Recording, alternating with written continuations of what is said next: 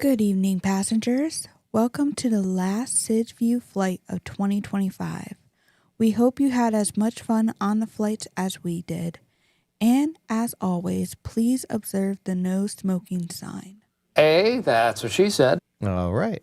All right. Good job there, Reminator. Thank you. As always, that's a nice little part you do every week now. Should you. apply to be a flight attendant Yeah, you in real should. life. No. Why not? Why not? Have you seen the videos of what they go through? They literally like go in the middle of like a pool and they'll like get turned around and it goes, nah. What do you I'm mean? good. I mean, Like- what are you talking Flight about? training? Yeah. Really? Yeah. Okay, so plane starts flipping? I guess. What? Are they know, buckled? What? Just preparing What? for the Yeah, worst what? situation. Wait, all you gotta do is What spin the hell? around You the got to pool? sit in a seat and just start spinning? I guess. That ain't that That's bad. what I've seen. Oh, so then they test you, then you got to walk down the aisle. All right. Let's see who passes this test. That's funny. Yeah, you wouldn't handle that well. No. I don't do upside down stuff. That's what she said. That was Ziggy right there. That was. That was This good. one. I love the look on Remy's face when you did that. Man, that's unbelievable. I hate flying, so I understand that. Yeah, I'm know what so Fence line stressed said- because I- I'm going flying. Fenceline said, I understood what she meant, but she explained it horribly. Yeah, welcome to our That- life, guy. Yeah, It is pretty a much. trademark of Miss Remy. You know what? I should have been a waiter. Why? 'Cause I they mean, ma- you have the friendly personality. They make for it. great money, like at a high-end restaurant. But Like, I can would you work- balance Oh, dishes? you would figure it out.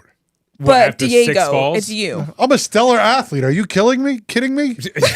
Are you booing me? No, Are dude. you killing me? That is ironic, Bonza, that you hate flying. It scares the Do hell you? out of me. Do you I really? feel like you're a big I'm a- aviation guy. No, I am. I'm You afraid just don't of like riding. crashing. That's interesting. I'm afraid of crashing. When it's turbulence, I'm like holding on for dear life. Yeah, that's not fun. I've only flown once, and that was in 2017. At least since I was like 5. That was the only time I ever flew. Did I tell you my plane story? Yes. Stop. Please not do again. Don't do it again. Check out the big brain on Brad. I don't know what's going on with No, me. it I may feel- be big, but is it swelling or, I feel much better today. I've been getting good sleep. Okay, nice. No, I realized lately how important sleep is. They say sleep's underrated. It is. It means a lot. See? It means See? a lot. Dude, I slept for 8.5 hours last night. I've I was, never like, done that. Tremendous. Remy, are you probably defending your feel great off-season today. plans right I there? actually was a little tired. Oh, you're tired. I feel a little tired when I sleep too Well, long. I could tell. I went to bed shut at 8:30 last night. You did? I knocked out. Wow.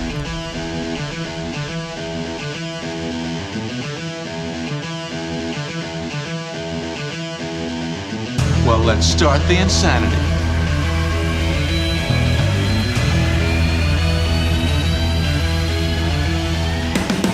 What's up, everybody? Welcome back to the Man Cave for the last weekly show of the 2025 season.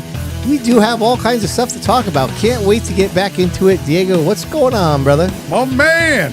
It's been a long, great season. It actually hasn't been that long, man. Last weekly show. I'm excited.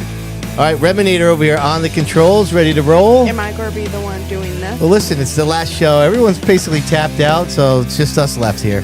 Yo, yo, yo! It's a beautiful Tuesday. I'm here with my boys. Let's do this. All right, my man Rob, he's down in the bullpen. He's got a little fancy gear going on. What up, everybody? Your man Rob back in the house for one last show this year, and to cap off the whole bowling shirt bit, I have an actual league shirt right here. We'll get to that in a minute. Oh, looking forward to that. Bonsa, we changes whatever. He's over there. Where's my super suit? What is English? Coming up on the weekly update, Hirschman conquers for the North as the shootout goes south for many. Also, back-to-back weeks of tire stories, but this one affects the back-to-back bonus. Oh, all right. Another fine round of wordplay there by Bonsa. Listen, we got to share a little something there. Look at it over there. My man Fro. Look at that. Rocking Oh. the Dave Baraball Dude, bowling that bad shirt, boy. huh? What's that bowling shirt with the guy with one hand? What is that You shirt? like that? That's nice, dude. What better way to end the bit? You know? Yeah. Great shirt. You know that movie with the guy with one hand he bowls. The Big Lebowski? Yes. Yes. Great. That's what we got to see Rob now. Yes. Doing the ball, cleaning his ball with a towel now. Now listen, I'm dirty at Wii bowling. Real bowling though, I got nothing. Oh, you could probably really clean the ball really good, I'm assuming. Seriously. Come on, Diego. I'm not even set up for those yet. Come on. If we're doing this 4 minutes and I'm nervous for how this show's going to progress. All right, listen. If you want to join the party. Kingpin is all right. Sorry. If you want to join the party, you got to go to youtube.com/SidsView/join. Now, listen, it's the last weekly show, but that's just for the live stuff. There's still going to be tons of reels, probably about every other day throughout the off season, and content on every Thursday, including bonus content for our podcast members. Still rocking about $1.80 on the membership. So, hell yeah, appreciate everybody who has gotten themselves one and gets that bonus content, and in the live chat, which looks like it's hopping pretty good. I'd like to see that. We'll get our friends over here at the Monaco Ford up and running with the results ticker. Give you some results from the old North-South shootout, which Bonssa will get into a little bit later. Diego, are you ready for the season to end? I'm ready. I mean, it's pretty much over. This is the only thing left. What do you mean to end? Well, you know what's funny? Somebody seen me this week. I went to the swap meet on Thompson on Saturday. Oh, yeah. How was that? They're like, well, it was busy. Yeah. Very busy. Like, geez, there's a racetrack and it's open and Diego's here. I know I didn't make it to all the Seekonk shows with you guys, but yeah, I enjoyed that. But I just wanted to get this off real quick. Say a quick Happy Veterans Day. Oh, of course. Right? We appreciate got the American flag up here. Yeah, man. We appreciate all the vets out there and for letting us do what we do here today. It doesn't go unnoticed. Yeah, so thanks a lot from all of us here at the podcast crew. And I want to thanks also real quick to the whole Mr. Rooter team. Got invited over to that was fun. Oh, yeah, JP's championship party. Congrats to those guys again, and it was nice to get officially JP and Moeller's. Dual championship party. Yeah, and I'm thinking like, we'll go. You know, Vinny invited us up. Ed, I've been a lifelong friend of racing buddy, and I've watched JP from when he was knee high to a grasshopper. Yep. I walk in and I see all you fools there. I'm like, oh, these guys were all keeping it a secret in the chat. But it was great to go to that. I had a great time Friday night celebrate with those guys. I'll tell you that $100,000 that I had that was great. No, Sid, on the ride home. So Sid's got this whole deal, right? He's like, I don't get him, right? He's like, he was beefing up or something for our little weigh-in. Yeah. He's snagging $100,000 off everybody's table. You know, the candy bars? No, wait. Just to be official, there was only one, and it was you found it. I looked around. So you're going to punch the numbers by what? Getting Sid's fatter first? He's like, I'm getting up. I'm going to go see if I can find a couple more $100,000. Come on. No, that's messed up, Sid. I did look for him, but there was only one. Yep. It was delicious on the ride home. Hell yeah. So we had a good time there. Yeah, Sean, I did abandon Sean. I had originally told him I'd bring him home, but Irish goodbye right out of that bad boy. Yeah, he did. Yeah, well, Sean was saying, bro, let me know when you're leaving. I was like, Sid, I think I'm going to probably have to just That was a really good event. They did it was fun. Fantastic. It was a really good time. Yep. All right, let's get after it here. It's amazing the amount of news that has been, it's the silly season, I guess is what they say, right? Let's get after it here with Bonssa.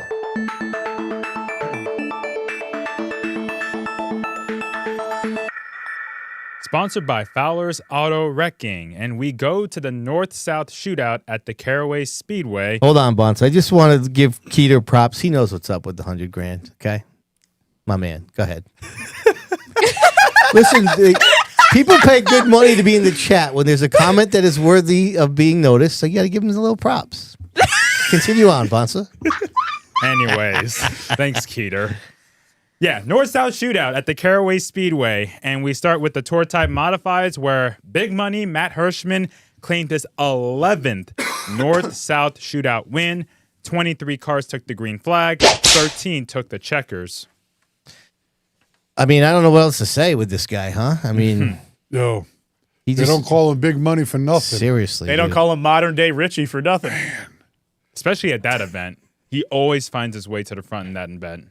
It's just amazing how often this guy just keeps on repeating. You know, it's like, you know, Sid had made a comment earlier, like, man, it's like almost like why show up? The guy just keeps winning. But that's what makes racing exciting as a competitor, right? I mean, to be the best, so you have to beat the best. Yep. So it keeps you working hard in the garage. But damn, man. And there's not many Northerners that go down there. Hirschman was there. Jeffrey Battle was there. Mm-hmm. Blewett. Mm-hmm. And is that about it? Yeah, that's about it Off from the top of my head. Yeah. I mean, it's not a lot. There was still 23 cars. No, though. it's a good car count. Yeah. But it's just, to the point of it being the north versus the south. I wish that more Northerners went down there. It would have been exciting to see, McKennedy was down there. It would have been nice to see him bring his 79. That would have been an interesting spot for him to be in. I mean, he's had a hard time all year, as is everybody when Hirschman's on. Yeah. Man, is he tough to beat. Well, it's okay for McKennedy because he won at Caraway anyways in the IMSA MSS Super Modifieds. His second straight win in the North-South Shootout driving the Super Mods. 21 cars in that feature, so they had a really good count. Yeah, that was cool, and it's good. I mean, they don't see that series anymore. They don't really come to New England. Right. And, but yeah, our man Swanson finished third in that one. He was on the podium. Anthony Nacella was down there. I kind of miss him. Nacella? Yeah, man. And when he was, he ran with the Extreme Motorsports team. The 17, yeah. The 17 on the tour. They were really flexing their muscles. Yeah. He's one guy we haven't mentioned a lot this year. They've been kind of laying low, maybe building a super mod, and I'm not sure what their plans are, but he's underrated as a driver. That dude can drive a lot of different race cars and be good at all of them. He went down to Speed Weeks, had kind of a tough Speed Weeks. Yeah. They broke a motor one night, and he ran up front, but he can run well in a Tour Type Modified, in a Super Modified, in a NEMA Midget. Yeah. He can drive a lot of different cars. He's very underrated. Yep, I agree. Now we go to the 602 Modifieds, and little Paulie Hartwig III took down the win going wire to wire for $5,000. It's unbelievable. $5K for a 602 race. And finished second in the mod race. I know. Yeah, he had a good weekend. They had, what's his name? Carter McMurray in there. Yeah, who was Jamie's kid. He raced a Tour Type race too, I think, right? I'm not sure if he did, yes. And then they had James Savali. Oh, yeah. A name you haven't heard in a while. He was really good at Stafford, and he lives down south now, but he didn't fare too. I mean, he finished 9th. Kind of hoped for a little more out of him because he's been nasty. Could you imagine if he stuck around at Stafford?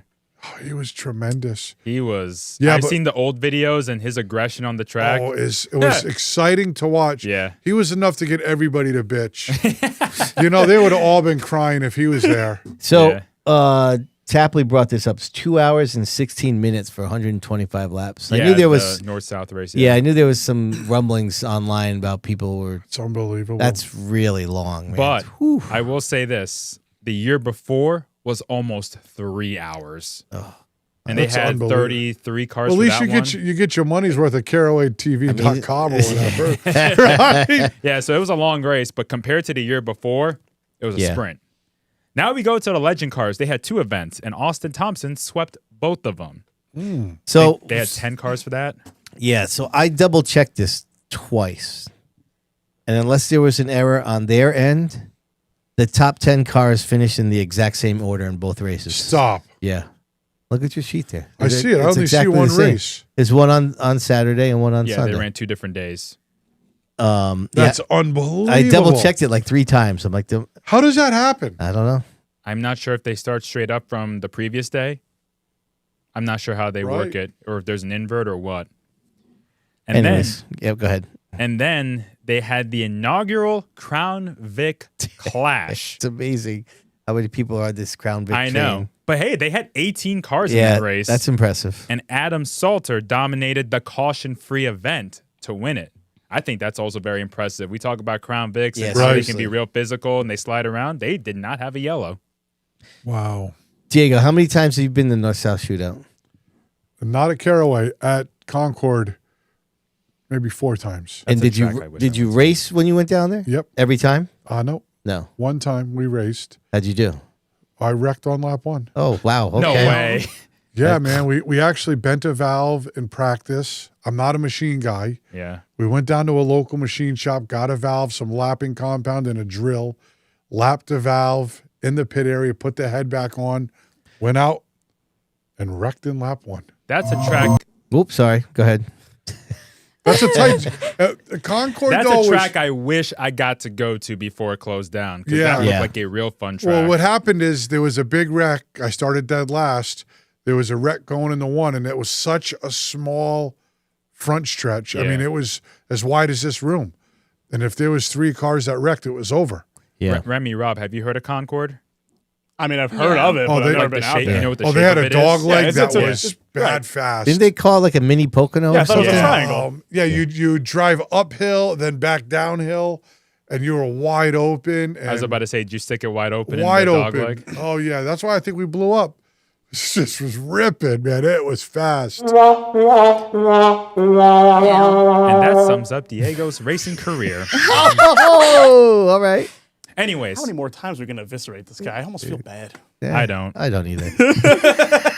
He's not even paying attention. He don't care. exactly, so we can get away with Yeah, it. you guys love talking about me. Yeah. Oh, okay. we do. I know. All right, some news that came out from the Monaco Modified Tri-Track Series. They announced 2 disqualifications from the street stock feature at Seekonk Speedway's Haunted 100 XL event that altered the final results of the Monaco Ford back-to-back street stock challenge.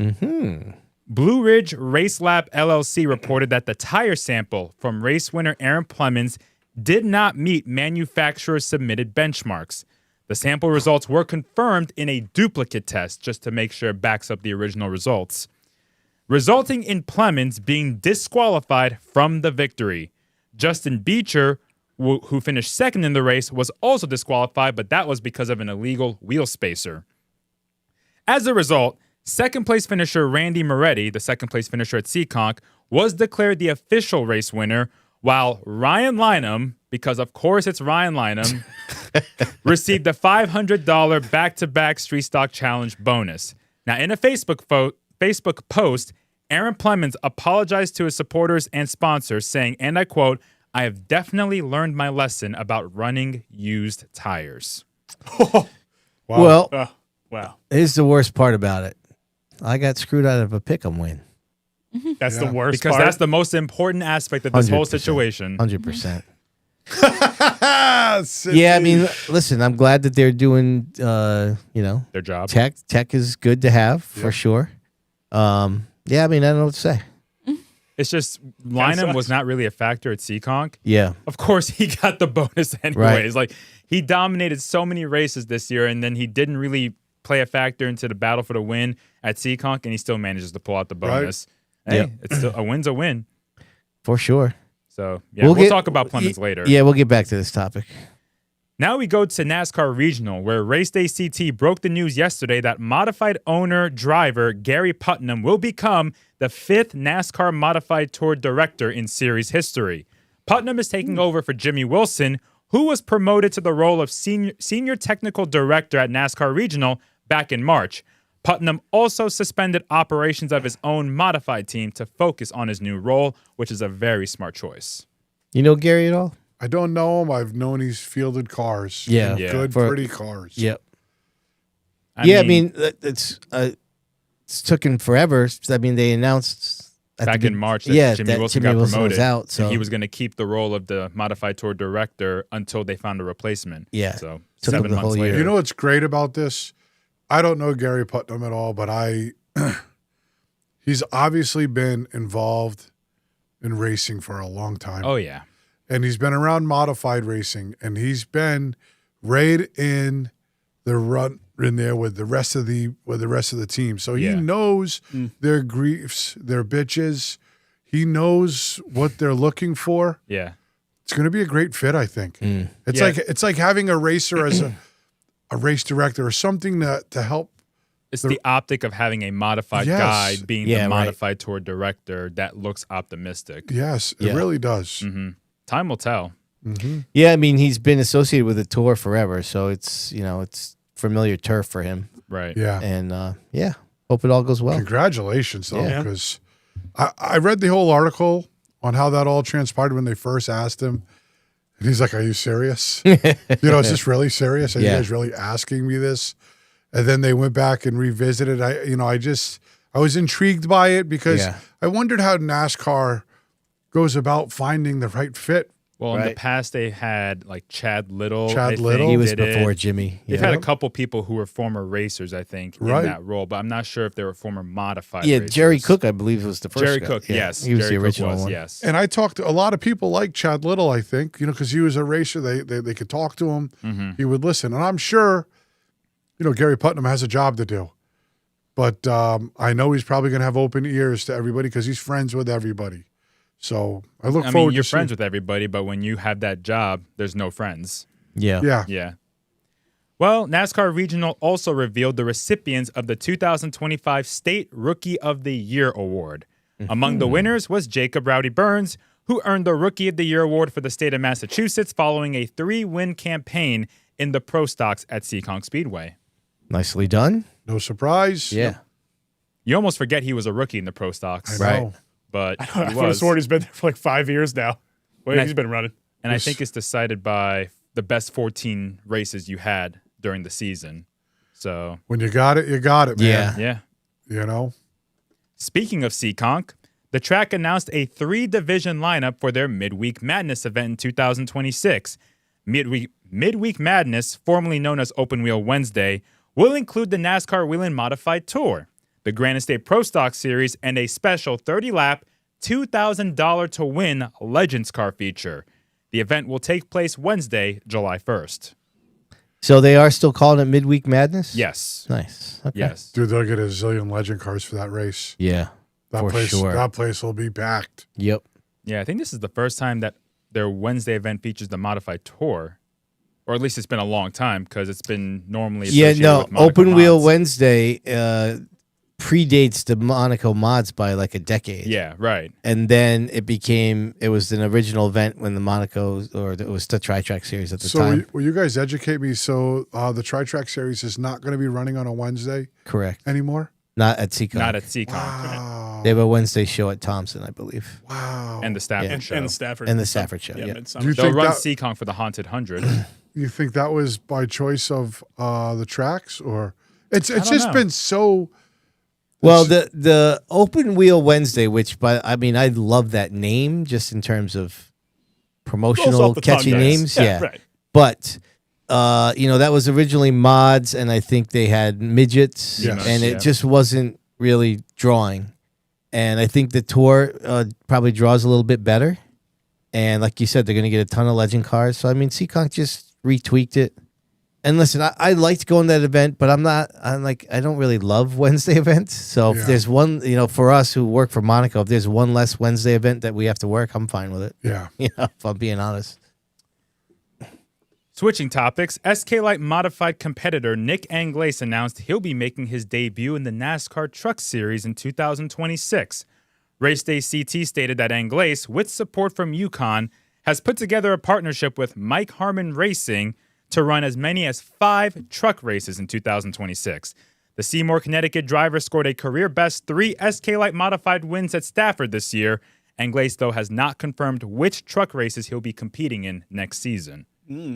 Dude, impressive. I'll tell you what, he's got a lot of naysayers, but he just keeps getting it done, man. It seems like it's just linearly upward for him right now. He's a marketing So can I? He does well for himself. He did the ARCA test, right? Yes, it did. Yeah. So does Daytona. that qualifies him to be able to go compete on the trucks? I think he gets the approval, yes. Yeah, okay. Yeah.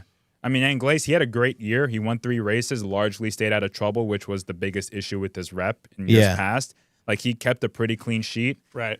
But his marketing, I've been very impressed with, and it's something he's been working on for multiple years. Yeah, that's why I brought up the ARCA test, because at the time I just thought, like, why are you doing that? If I'm being honest, Yeah. it's like, why are you, it's. But if he had a long-term plan, and he scores a big sponsor, and now he can pitch them the idea of running truck races, which he is able to do. We Right. wouldn't, so smart play by him, man. Yeah. Yeah, I'm interested because Mike Harmon Racing, I feel like they haven't done trucks before, or at least not for a long time. They've been primarily an Xfinity team. So I'm curious to what's see how that goes. unbelievable to me is the fact that a local kid can land a sponsor like that. Yukon, yeah. Yes, let's be honest, man. That's hard to do. Right. Right. It's me and my brother and I, we have worked so hard especially Sean. He's a marketing guy, and I know the amount of effort that goes in, and Sean kills Brody over it, pisses Brody off.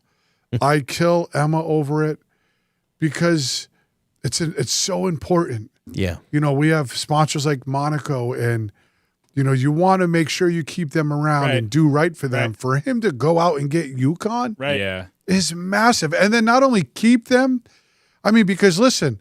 And UConn has been very happy with the partnership. Well, Shane interviewed somebody from UConn. They're totally engaged. Right. Yeah. I remember when the UConn hauler first rolled onto the property, we were all like taken aback. That's not something you really expect to see. Right. He's done a great job by keeping multiple cars. He could bring cars to events. They love it. It gets a ton of college student interactions at the games. Right. Oh, they love it. They love it, right? And let's be honest, too, again, Nick, man, he was going down a wrong path a year ago. If you would have asked me a year and a half ago, I would have been, hell no. He's really cleaned it up. The kid is good. He's good. He's very good. So a couple things in the chat. Shane says that the marketing department loves him. So that's great to have a good relationship like that. And Keeter says that team ran trucks a third of the season last year. Oh, pardon me. There you go. But anyways, good for him. Good for him. You guys talked about it, the marketing. Like your own independent brand abilities are more important than ever. It's not like, it's just TV covering you now. Like you have to maintain an image 24/7 for social media. Right. And at least Englace has backed it up on the track. He has been winning. He has been performing well. Yeah, and you can talk the talk, but you got to walk the walk. Yep. And Englace has really done a good job of doing that this season. I agree.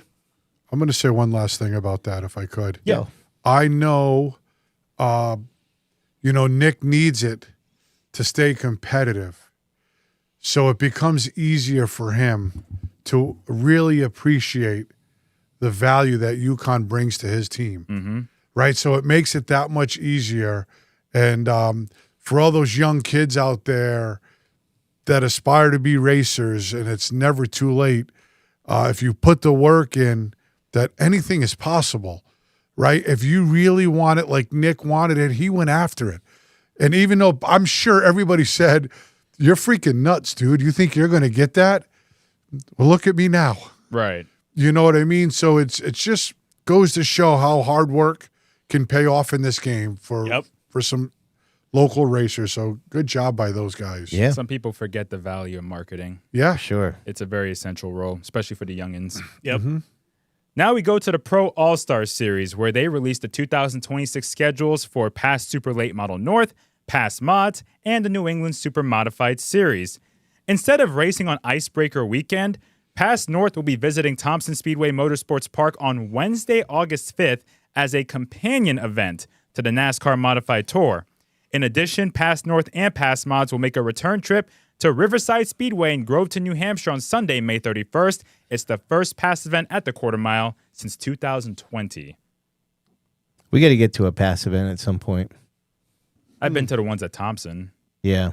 Looking at this list, it looks like Thompson's the one I would end up Well, at. the Oxford 250 is always a bucket list one. Oh, for sure. Yeah, the Oxford 250 is an event I want to go to. And usually the events further up north get bigger fields compared to Thompson. How far away? Exactly. It's Oxford? Oxford It's like from here? 5 hours. I don't know. Tapley From will here, tell us. 6 maybe. Why isn't that, I don't know, because I don't know much about racing and tracks up north. How come Tapley says they're removing that Thompson event. I guess I take back what I said. They're what? Why are they releasing the schedule then with that event on there? Why didn't they just wait? Wait, they're removing that event? That's what Come on, Scott said Tab. in the- Okay. How come none of these tracks go up to Bar Harbor Bank Speedway 95? I don't know. I saw a couple questions about that. Maybe you might have to wait a year to see how the track does after they go through their upgrades and changes and whatnot before doing that. But I've seen a couple people ask that question about going up to Speedway. I would have thought that maybe the ACT, unless they don't have a great relationship with them, I'm not sure. But I thought I would have maybe seen one of those series dabble in. No, Mashad and Mayberry. Mayberry runs pass. Yeah. Mashad runs act. They lease tracks together, so they have a relationship. Yeah. Speaking of ACT, they released their 2026 schedule as well. Oh, hold on a second. I did have the before you went there. I did have this the Supermods. Oh yeah, I had the Pass North up there while you're talking before. So a lot of the same tracks. They got the Star Classic on there at Star. That's the premier Supermod race in New England. And they're going to be at the Milk Bowl, too, and the World Series, and Oktoberfest. Wow. Look at their last 5 events. The Oxford 250, the Star Classic, the Vermont Milk Bowl, the World Series, and Oktoberfest. That's how you end the season right there. That's good stuff. Those are all big events. So, yeah, as I mentioned, the American Canadian Tour released their 2026 schedule. Per their Facebook post, the schedule includes 14 championship points races at 10 different tracks, and the first 10 races of the season are held at 10 different facilities, with the last third of the season filled with long-standing traditional marquee events. 3 consecutive $10,000 to win races in the middle of summer, by the way. Damn. The 64th Vermont Milk Bowl, which is a non-points event, continues to have a substantial purse of over $100,000. All races, minimum $5,000 to win, $500 to start. The championship point fund includes a $20,000 payout to the champion. So same thing with these guys, man. The 48th annual Labor Day Classic, the 48th annual Fall Foliage, the 64th annual Milk Bowl, then Oktoberfest, then Haunted 100. That's a nice way to end your schedule too. Yeah, it is. Yep. Yeah, ACT does. I mean, they do a lot of stuff the right way. That's a solid schedule. Yep. I believe the Northeast Classic is $10,000 to win too. Up at Loudon? Yeah. Or maybe it's $5,000 to win. It's tough to see on that graphic from here, but yeah. So we'll be at a couple of those events. Maybe this will be the year we go. What is it? October 3rd and 4th for the Milk Bowl? Yes, highly recommend that event. That is a fun event to go to. All right. Might then. be nipply then. Could be. No, it's not that bad. No? No. Just Maybe like small sweater, but that's about it. Yeah. What are you worried about? Walking through the pits with a couple of diamond cutters poking out of your shirt? I never hurt anyone. Hey. That's not funny, Sid. It's not. Go ahead. Well, in record time, that was your Fowler's Auto Wrecking weekly update. Damn, really? What a dick. It's Only that a time of half year. hour. I Couple know. diamond cutters. Reminator, save us. Are you ready? Mm-hmm. Oh, you are? Okay, I'm just making sure because I'm not. So I'm just going to babble here for a little bit. Come make sure I have on, everything. Sid. What else? Communications, Nostalgia Nugget of the week. Oh, goodness. Well, that was funky. All right. What am I going to talk about here? What do you want to know? Can I give you a little stuff about the old North-South shootout, shall we? Why the hell not? All right. That bad boy, that debuted in 2003. It was an independent event created by Charles Kepley and Josh Jenkins. It was originally held at the now-defunct Concord Motorsports Park, as we talked about earlier. The original event was on November 8th, 2003, which is exactly 22 years from this year's version. The original event was won by John Blewett III in a thrilling finish. I believe it was over Jerry Marquis.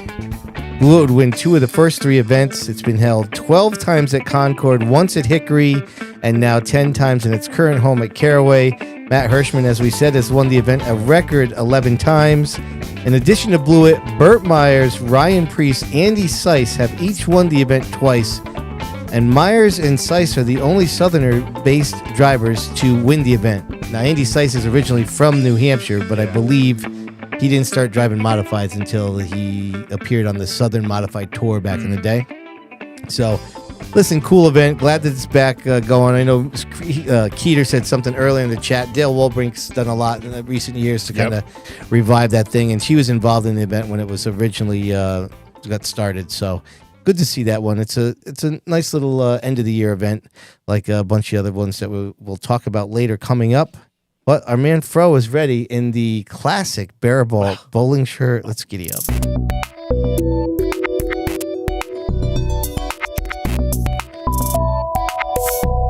I'm not used to us starting the stat chat so early. I usually have like another half hour to mentally prepare. Oh, we're cooking today, bro. But luckily, there's only 2 questions. It's not a lot to talk about. Start it off right here. Hit it. What is the future of open modified events in our area? It seems like every open modified event has kind of faded away. become part of a tour? I mean, where do you see them going in the coming years? I don't know if they've faded away. What makes you say that?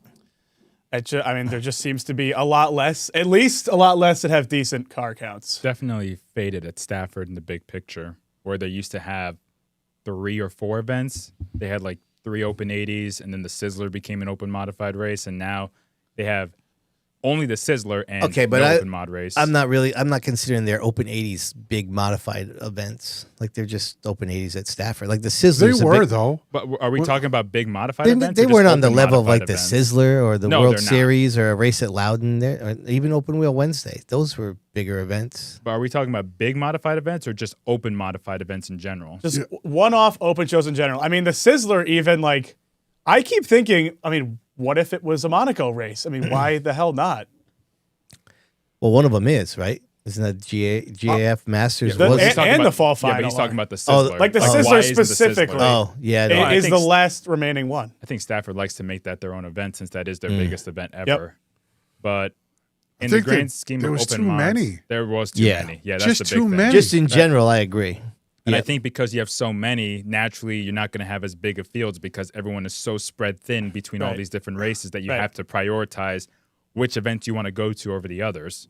It just doesn't have the prestige that it once had because they become more of a normal every other week Yeah. race. Right. Right. The open modifieds at Stafford back in 22, you'd have 25, 30 I was just going cars. to say Yeah. that they might not have been the most prestigious races, but they Right, were getting but- pretty full fields. And like Priest would run in them. You had Woody running in them. Like you had big names. But I think people saw that and then tried to pounce on it, kind of like Crown Vics in a way, where like other tracks tried Crown Vic divisions. I think other Yeah. tracks tried to put in more open modified Yep. events, which can't necessarily blame them for it. But because of that, you have so many modified events every month. I mean, sometimes Right. you have 2 or 3 in 1 week. Yeah. Right. Where you, Yep. you have to make a choice. And naturally, the car counts for these open mod events, both at Stafford and Thompson, have gone down over the years in the bigger picture. So that's why I think you're seeing less at Stafford, because you have Monaco modifieds, because now you have the NASCAR modified tour. It's just probably a better decision for them to have those events carry the modified tour type modified classes instead of the open mods because they've dwindled a bit. I remember one of the very first topics we had when the podcast was first starting was, are they going to kill the golden goose of open mod racing? And that was 2 years ago. I feel like we've seen it go further down that path since. I mean, we were panicking over them having like 21. I mean, not panic really, but we were these are starting to diminish a little bit. Well, Thompson canceled the open modifieds last year, mid-season. Was that what it Yeah. was? Yeah. Yeah, they canceled them mid-season because they had no cars. They gave the money to the Sunoco modifieds.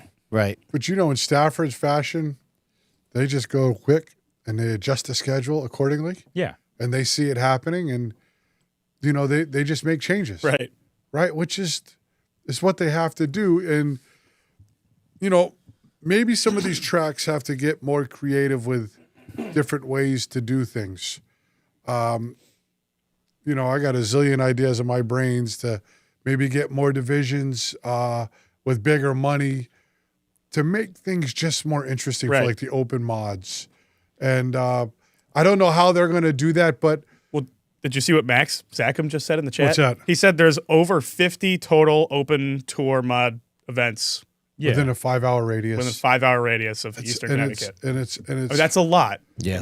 How can you run that many? I mean, what would you say is like the absolute max pool of tour type mods that are like ready to be competitive at the open mod level? in this There's not area? many Hirschmans and McKennedys. I mean, how that's for many sure. really is there? There No. can't be more than like 25. yeah. Like Hirschman can run probably 40 usually every year, if not Right. more. And he's top of the line. Yeah, McKennedy runs a lot. Silk runs a lot, but Not this year. not this year. Right. But otherwise, most everybody, they just kind of go with what's best for their schedule Right. or what has the most money. Right. Well, that's why I think that those open mod type tours, like the Monaco tour, I think is thriving for car count because there's more of an incentive to show up than just money. Like you have series regulars that will come to those events, and even if it's just like 10 guys, I mean, let's just say you're MRS and you have 10 guys show up. That's still better than getting a 9-car field and going, well, what the hell are we going to do? Why even run this MRS race? is they're the ones that are they have the biggest problem because in the pecking order, their races aren't going to be picked above the NASCAR Tour, the Monaco Series. For sure. Right. For And sure. they used to be very popular like 5-6 years Well, ago. that They used was- to get well, that 25, was- 30 cars. Before Monaco Tri-Track Series. I really mean, kicked yeah. off. there was only the Whelen Tour, and then there was And the then- Valenti Yeah. Modifieds. Right. It was the Right. remember, it was the True Value. The When it true started. value. Oh, really? Yeah. I mean, you had all these cats, but also, that series come from up north. And I feel bad for Willie and the MRS because when they go up north, they don't show up. It's not modified country. It's not modified You're in late country, model and, country. and they're counting cars and they're hoping guys show up. The Breens and all those guys that used to show up for these races just aren't doing it anymore. Mm-hmm. And they come down to a track like the Speedbowl, instantly 28 cars. yeah. Right. 29 cars. Tri-Track goes to Stafford or Waterford or Seekonk. Get 30 to 40. Right. Full fields. At Thunder Road, you get 15. Well, and that's why their schedule's been revised this year. Yes, Right. they've done a great job.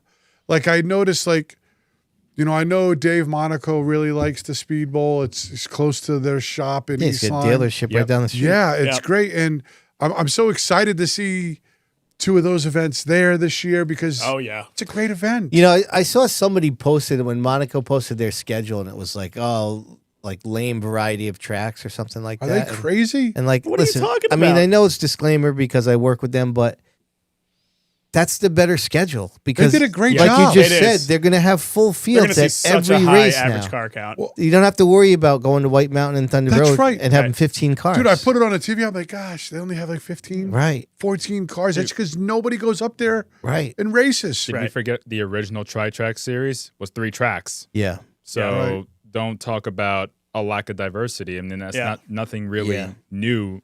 That's what the series was known for. But overall, to me, there is too many of them.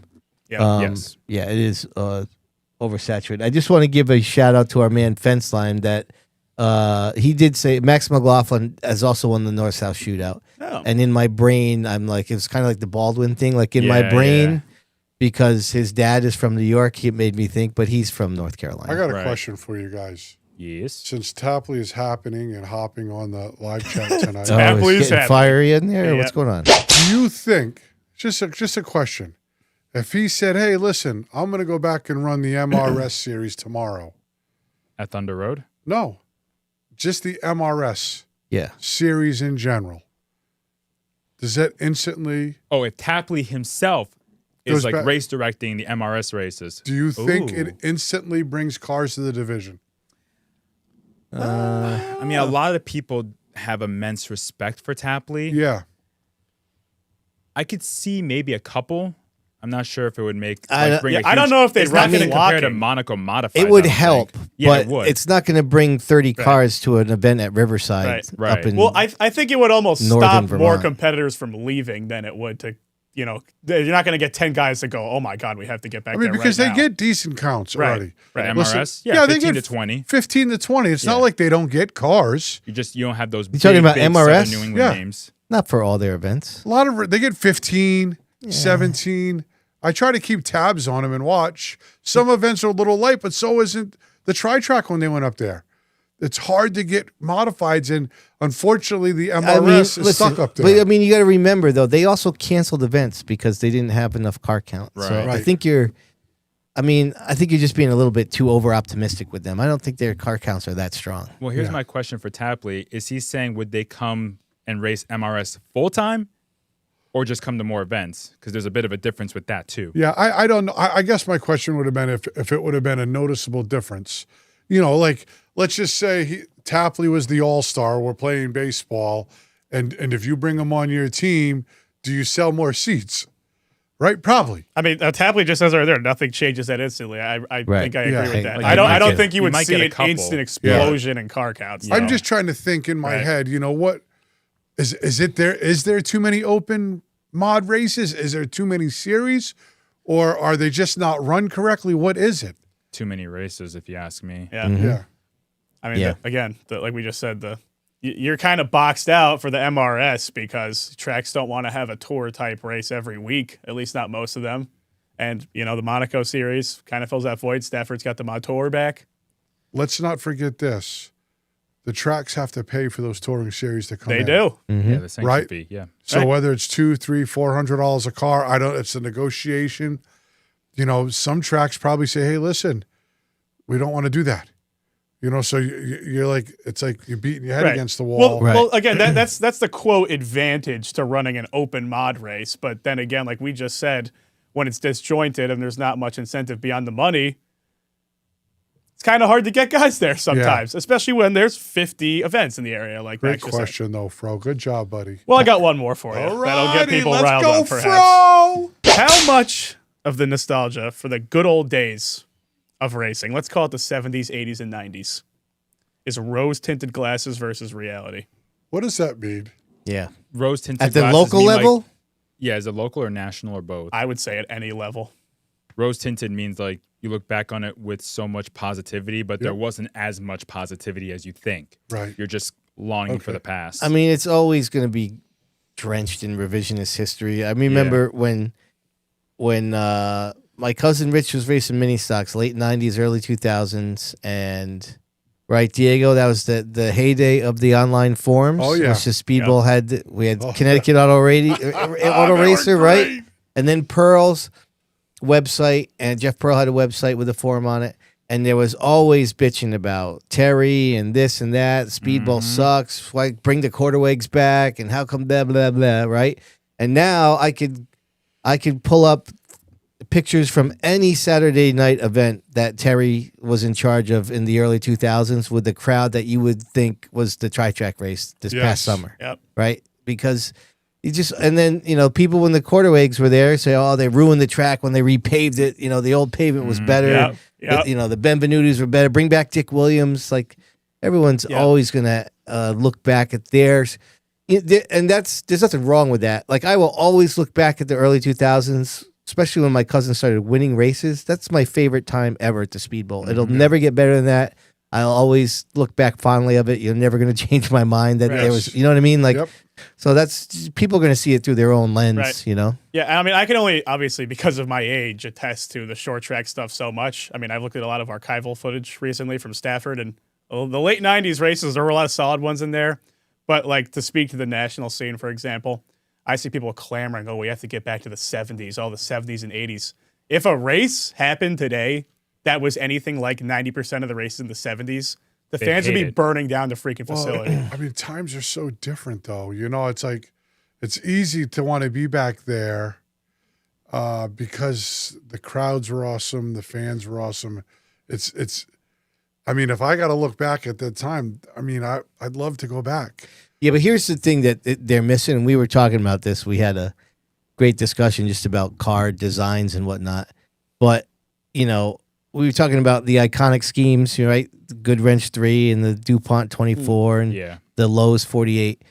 What I hate about the sport now on the national level is when I turn on the race, I don't know what freaking Ryan's car looks like. Yeah, right? Yeah. I'm turning it on to see how he's doing it. I don't know what his freaking car looks like. I hate that. Right. it's a different paint wrap I mean, every Yeah. week. right. The financial state of it has kind of diminished the star power in that aspect. Like, Right. I mean, I used to pick the driver that I liked based on the car. I mean, there was a period where I liked Elliott Sadler when he was in the 38 M&Ms. car because he was in M&Ms. Now, to RFK's credit, and I'm sure other teams do it as well. Like, they post every week Yes. Yeah, they do. what the schemes are going to be, and that's a good utilization of social media. But it doesn't help everybody. The you know what I mean? spontaneous Yeah, nature is gone, exactly. right? Right. All I know is that, the 2000s was my quote unquote good old days, mid 2000s. Right. But in terms of the racing itself, look, there was a lot of boring races in 2005. There was. People complain about boring races now. There's a lot of boring races back then too.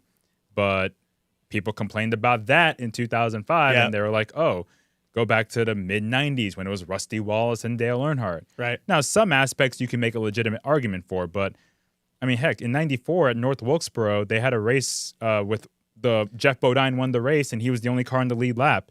Could you imagine that happening in 2025? One car on the lead lap? Yep. People would smother that race with all different forms of crap. Yeah, right. Yeah, and all I've seen is, again, like you just said, people clamoring to go back to 2005. You look at forum, because they had forums back then. You look at the snippets, all you see is people complaining about coil bindings ruining the sport. I mean, it's just nonstop. And social media doesn't help that aspect either. Yeah. I think a lot of it too is like we had touched on it earlier, and you brought up Jeff Gordon, you know, The rainbow scheme. Or Davey Allison, or Richard Petty. all STP. those cars when you had, you know, you could have that interaction with them, and that was your car, Yeah. right? And you're spot on when it's not like that anymore, Right. Yeah. Because That is true. you are really spot on because, you know, it'd be great if NASCAR could do something or say, hey, listen, you guys, let's try to, I know we all have different sponsors, but, you know, just because they're constantly going after the younger crowd, Right. Yep. right? And that's probably one of the problems because 100%. people love to root for somebody. Yes. And if it's a different car every week, Right. they don't know who to root for Right. anymore. I mean, the main Right. question was how much of it is rose tinted versus not. Right. I think the most valid complaint is the lack of star power. I mean, like we just said, the paint schemes are all different. The format, there's so many resets. It's like, well, there's no dominant driver. I'm going to look back at the 2020s and go, that guy. Oh man, remember when everybody was afraid of him? Like the memories don't get made as much. The on-track product, that's debatable, but the star power, I feel like, is hard to replicate. I mean, even if you think about it today, right? I mean, if I put you on the spot, right, Bonds, and I said, all right, give me 5 cars of the same exact paint scheme all year. I wouldn't be able to name them. There's only one that I could think of Oh. right now, and that's the Whalen car on the Xfinity series. Oh, Jesse Oh, Love. Jesse yeah, Love. Yeah, yeah. Right? Right. It's the same exact car Yep. every week. Larson, HendrickCars.com. Yeah, that's the one. I Right. can There's, think of. but I mean, we're sitting here, we watch it every week, and I ask you for 5, and you're like an encyclopedia of racing, and you're struggling to name 2. Yeah. Yeah. Right? It's not good. Well, look Right. at the SK local level Stafford. How many of those people run the same sponsor all year? I know it's Right. a different thing, but like Marcello, Wheeler's Auto, Rocco, Avery Right. Construction, Todd Owen, Cooker Construction, Well, they all do. Mr. Reuter. I Yeah. mean, who doesn't? Right. You can identify Right. the drivers Yeah. at Stafford and the SKs or any SK division for that Right. matter, really. Right. Because they have the same sponsor all year long. They had the same wrap all year long. Right. And I thought it would be a big challenge to memorize each car. But after 3 weeks of watching it you watching all the just features, know. you just know. Yeah. Yep. In You Cup, actually I'm know squinting all- off in the distance like, who is that? You know all their sponsors. I'll be Right. like, yo, give me 3 sponsors on Todd Owen's car. Boom, boom, boom. Yep. You know what I mean? Like, you can't even do that on the NASCAR level. Yeah. All right. I mean, we could rant on and on, but yeah.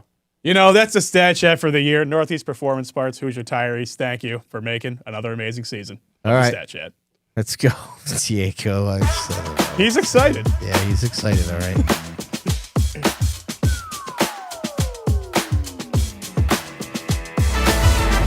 All right, big thanks to our friends over there at Mid-State Site Development. I got a good did you know there, Diego. Okay.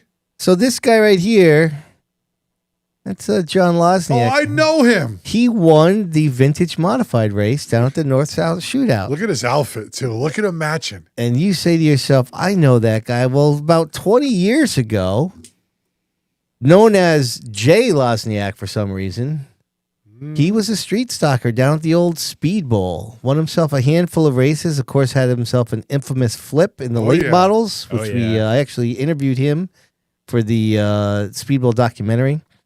Funny story, actually. We were trying to have a situation where he was going to come up here, and I was going to interview him. We just couldn't make it work.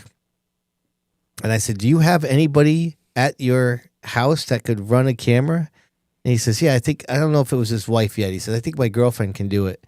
And so I shipped him my camera, Really? and then they FaceTimed me, and I helped them set up the shot in there and had to hook up the microphone. Stop. Yep, and she filmed him telling the story about the late model flip. Yeah, it was actually, we got it done. It looked pretty good. Wow. Yeah, so, yeah, John's a good guy. I was kind of excited to see him take down the win there. I know he's been bouncing around racing a bunch of stuff. I'm surprised have you seen him at New Smyrna? He's usually around I there. haven't seen him, Yeah. but I know Jay pretty Yeah, good. he's a good dude. Oh, yeah. All right, we have ourselves a new segment. Woo. And of course, that means Rob got a little funky in the old animation Oh, booth. yes. So let's check it out.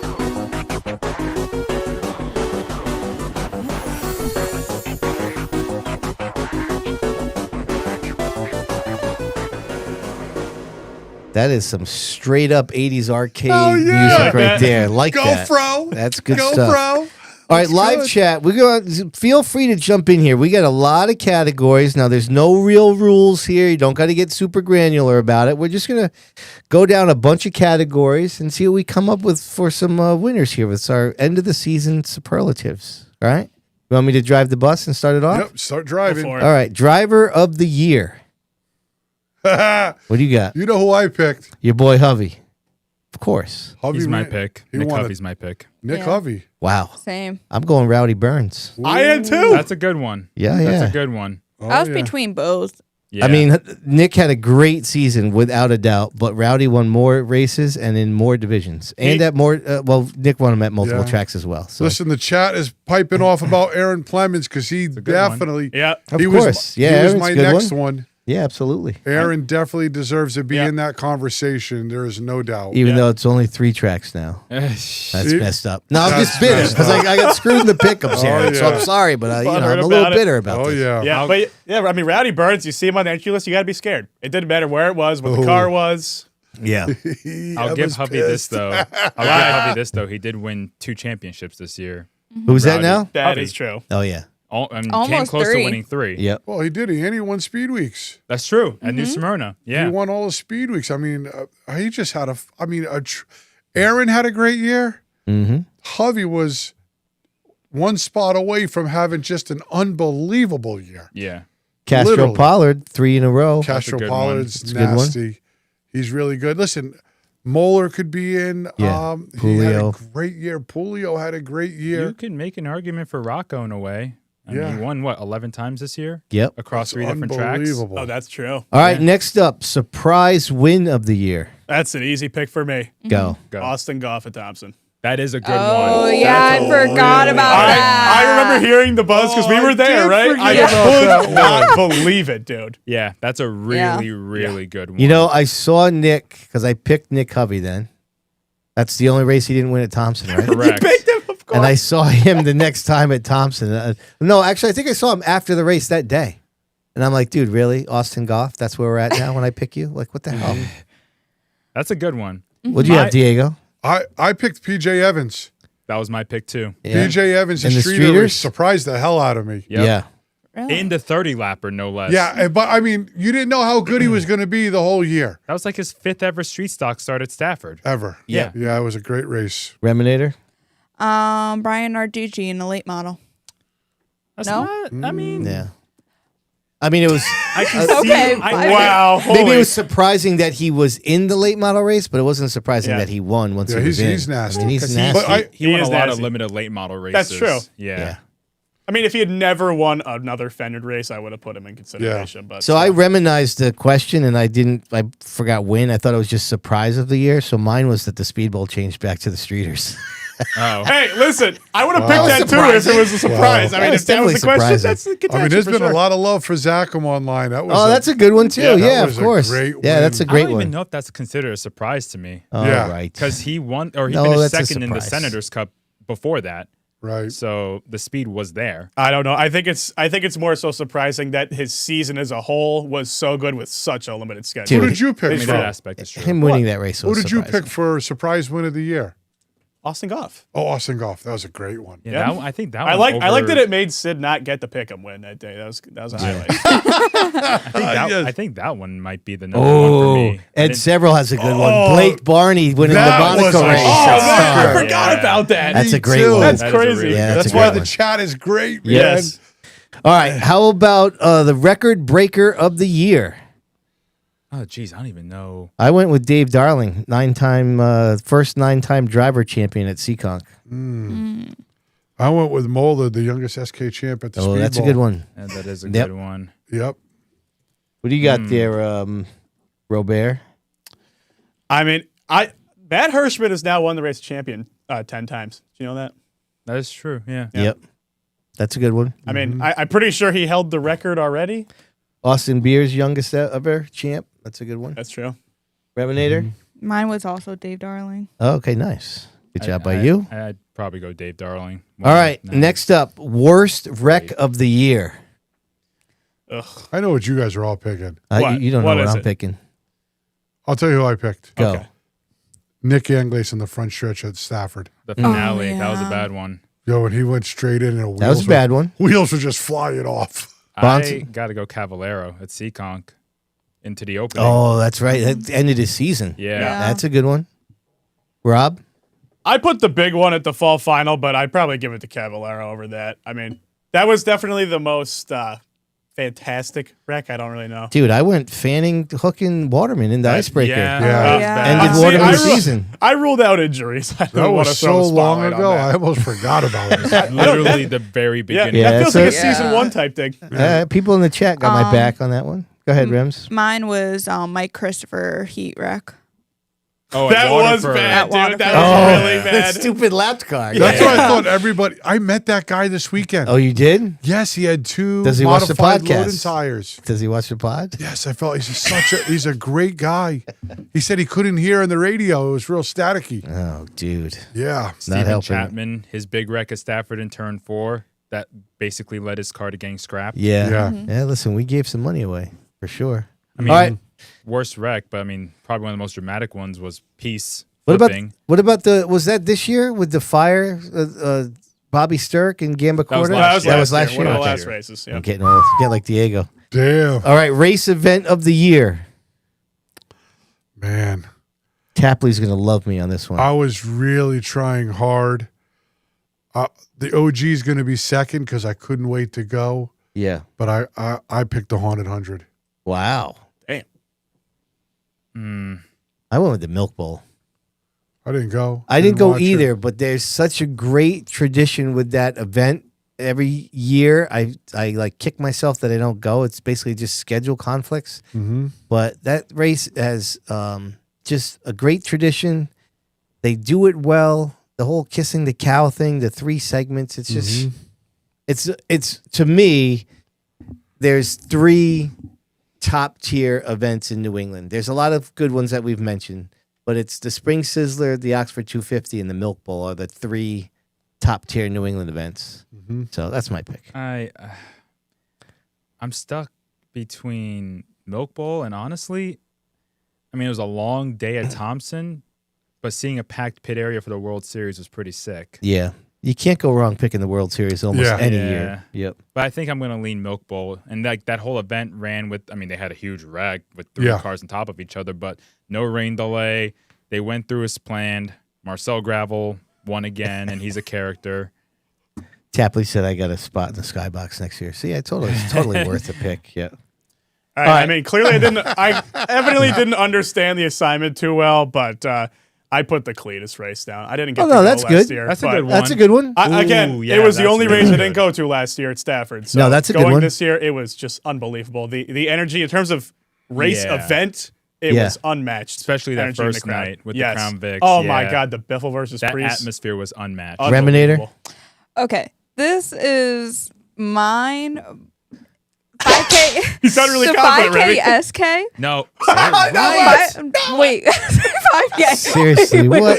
Come on, Rams. You put Diego to sleep. Look at him. He can't even believe it. Can't Look at believe you what's got this going guy on. at disbelief. Rams, we got a lot of categories. Come on. What do you I got? said it. No, you didn't. SK 5K. Okay. Boom. Good Hi. job. There you Happy. Holy Christ. All right. Next up, rivalry of the year. Bonsa, you go first. Clemens Hadley. Oh, okay. Rob, I put Adam Gray and Kevin Gamacorda. Dude, they were yeah. tearing each Not other's bad. shit up Yeah. all year. Diego. I'm going to say Aaron Plemons leading the Speedbowl hacks That's what I got. versus Yes. Stafford. Stafford. Stafford Streeters. Streeters versus Speedbowl Hacks. Yep. Yeah. Remy? I kind of did a little bit with more Aaron Plemons and Travis Downey more at the end. Well, they Yeah. both led each other. Yeah. Clemens led the hacks and Downey led Stafford. I mean, they were effectively the leaders of the Civil War, so to speak. Yeah, I chose. They were the Plemons. generals. I thought Plemons and Hadley one-on-one was probably the best rivalry. It just never got a conclusion because Hadley didn't finish the season. It had some Yeah. damn good finishes. Yeah, we got a McKennedy Johnson on that one. Oh, that is a good one. Oh, yeah. Up top, he's Diego versus versus Pickups. the pickups. You know what they say, though? It's not really a rivalry if one side always wins. That's true. Yeah. Wow. All right, moving on. That's very Worst luck of the year. Ooh, Reminator. Teddy Hodgson. that's a good one. Teddy's a good one. Yep. Diego? I don't know if you guys don't agree with me. Probably not. Josh Zentek. Oh, that's true. He had a lot And of he backlog. came out with a nice TA1. he got a fast and car. nobody gave him no respect Yeah. and just beat the hell out of him all year. He didn't deserve it, so he deserves some love today. Okay. Bonsa? Ooh. Oh, maybe Emma, too. Emma's Emma's a good a bad to be one. honest. Emma, man. Emma, I know you were it too, honey. I mean, you could say Waterman. Waterman, yeah. I didn't really have any strong ones on here, but I put Anglaise and Tyler Trott. I feel like although Anglaise did win 3 times, right? Chapman Brothers. Oh, the Chapman brothers. that was had my bad pick ones. right there. Chapman Brothers. I mean, they Yeah. had speed every week, but they were wrecking huge. That's much better than my Yeah. picks. Yep. That's a good so one. bad. All right. This one is closer of the year. And what we mean by that is somebody that who's the driver that you would want to pick to pass a lot of cars in the last handful of laps to win a race?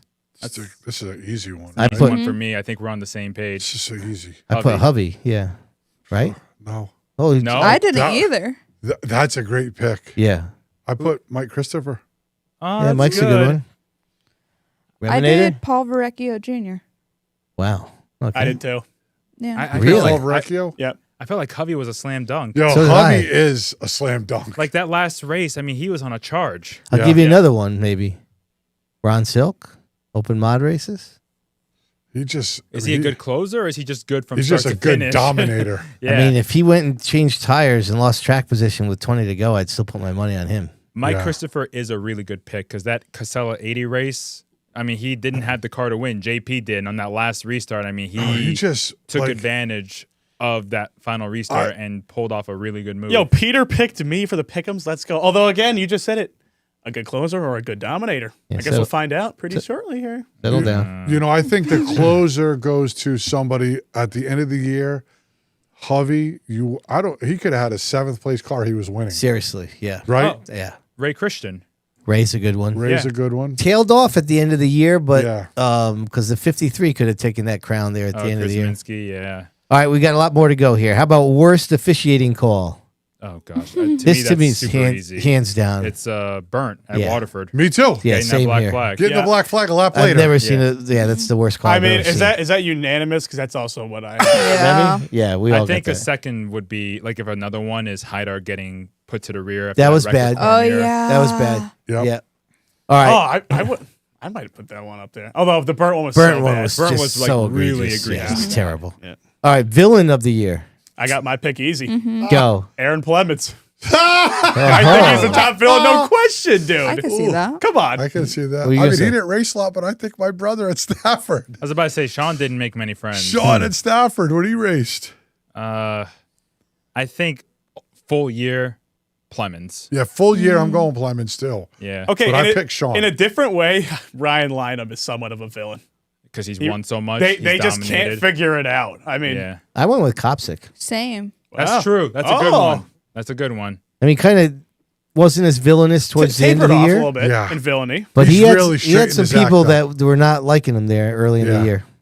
All right. I think an honorable mention could be Adam Gray. I think a lot of people weren't happy with him at Or the end Jake- of the Oh, year. yeah. True. Jake Johnson. Jake Yeah. Johnson. Great one. That's a good one too. He's like the Sean Monahan of street stocks, but in the mod, open mod races. All right. Soundbite and or quote of the year. I got nothing on this one. I got one. Go. What dumpster did Rob get that shirt from? Who said that? Holy, no, Moo Mike, Moo Mike. Moo Mike said Oh that my on the God. live chat. Nice. Damn. Oh, and Rob was pissed. Well, right now the answer is Dave That's Baraball's right. closet, I guess. Yeah, I forgot about that. That was great. Dude, Yeah. I don't know. That just Now you got triggered with that. that one. was bad. Oh, Yeah. you did That was too. bad. Like, what? What are you talking about? Remy, that you was got bad. one? How about when Diego called Rob Sheldon? That was not me. bad. They all That made- was me. No, even still, he's not getting credit for it. That is so funny. He don't deserve that credit. Seriously. No, Who but did? when it You first, I said he looked like Sheldon Creed. you're never getting credit for it. Even when it first happened, I yelled at Remy too. Easy, Put it Remy. down in the record books right now. I came up with that. So a couple my of the good God. ones we got here. NESK light driver after wrecking is good. And Corshane says McKennedy at Star about Jake Johnson. That was the That Jake was a Johnson hell doing of a Jake sound Johnson bite. things. Yeah. Yeah. I had the Vecchio Championship interview as well. Yeah, that's a good the one. way that he just laid into, Yeah. I mean, it almost felt intentional. All right. Favorite win of the year. This can really be anything. For me personally, Yeah, Colton. that's a good one. Yeah, a Colton great getting win. his first win because I'm very good friends with that family, and Colton was so good in the karts, and to see him win in his 9th or 10th start was surprising, but also really cool to see. And I was in the booth, so I got the Gamba quarters sit like to the left of the booth, so I saw their reaction when he took the checker flag, and Kevin got to watch it because the late models were so far later in the event. He had time to watch Colton race, which wasn't common. So I got to see them celebrate the victory, and I thought that was really cool. Diego? Well, my first pick when I crossed it out was going to be Peter Bennett because that was a great win that night. Yep. But ultimately, my pick was my brother coming back to Stafford and winning the streeter race. That's a good one. Mine is, I went with PJ Evans winning the street stock race. That's a good one. I was pretty fired up for him. Yep. And, I mean, sorry.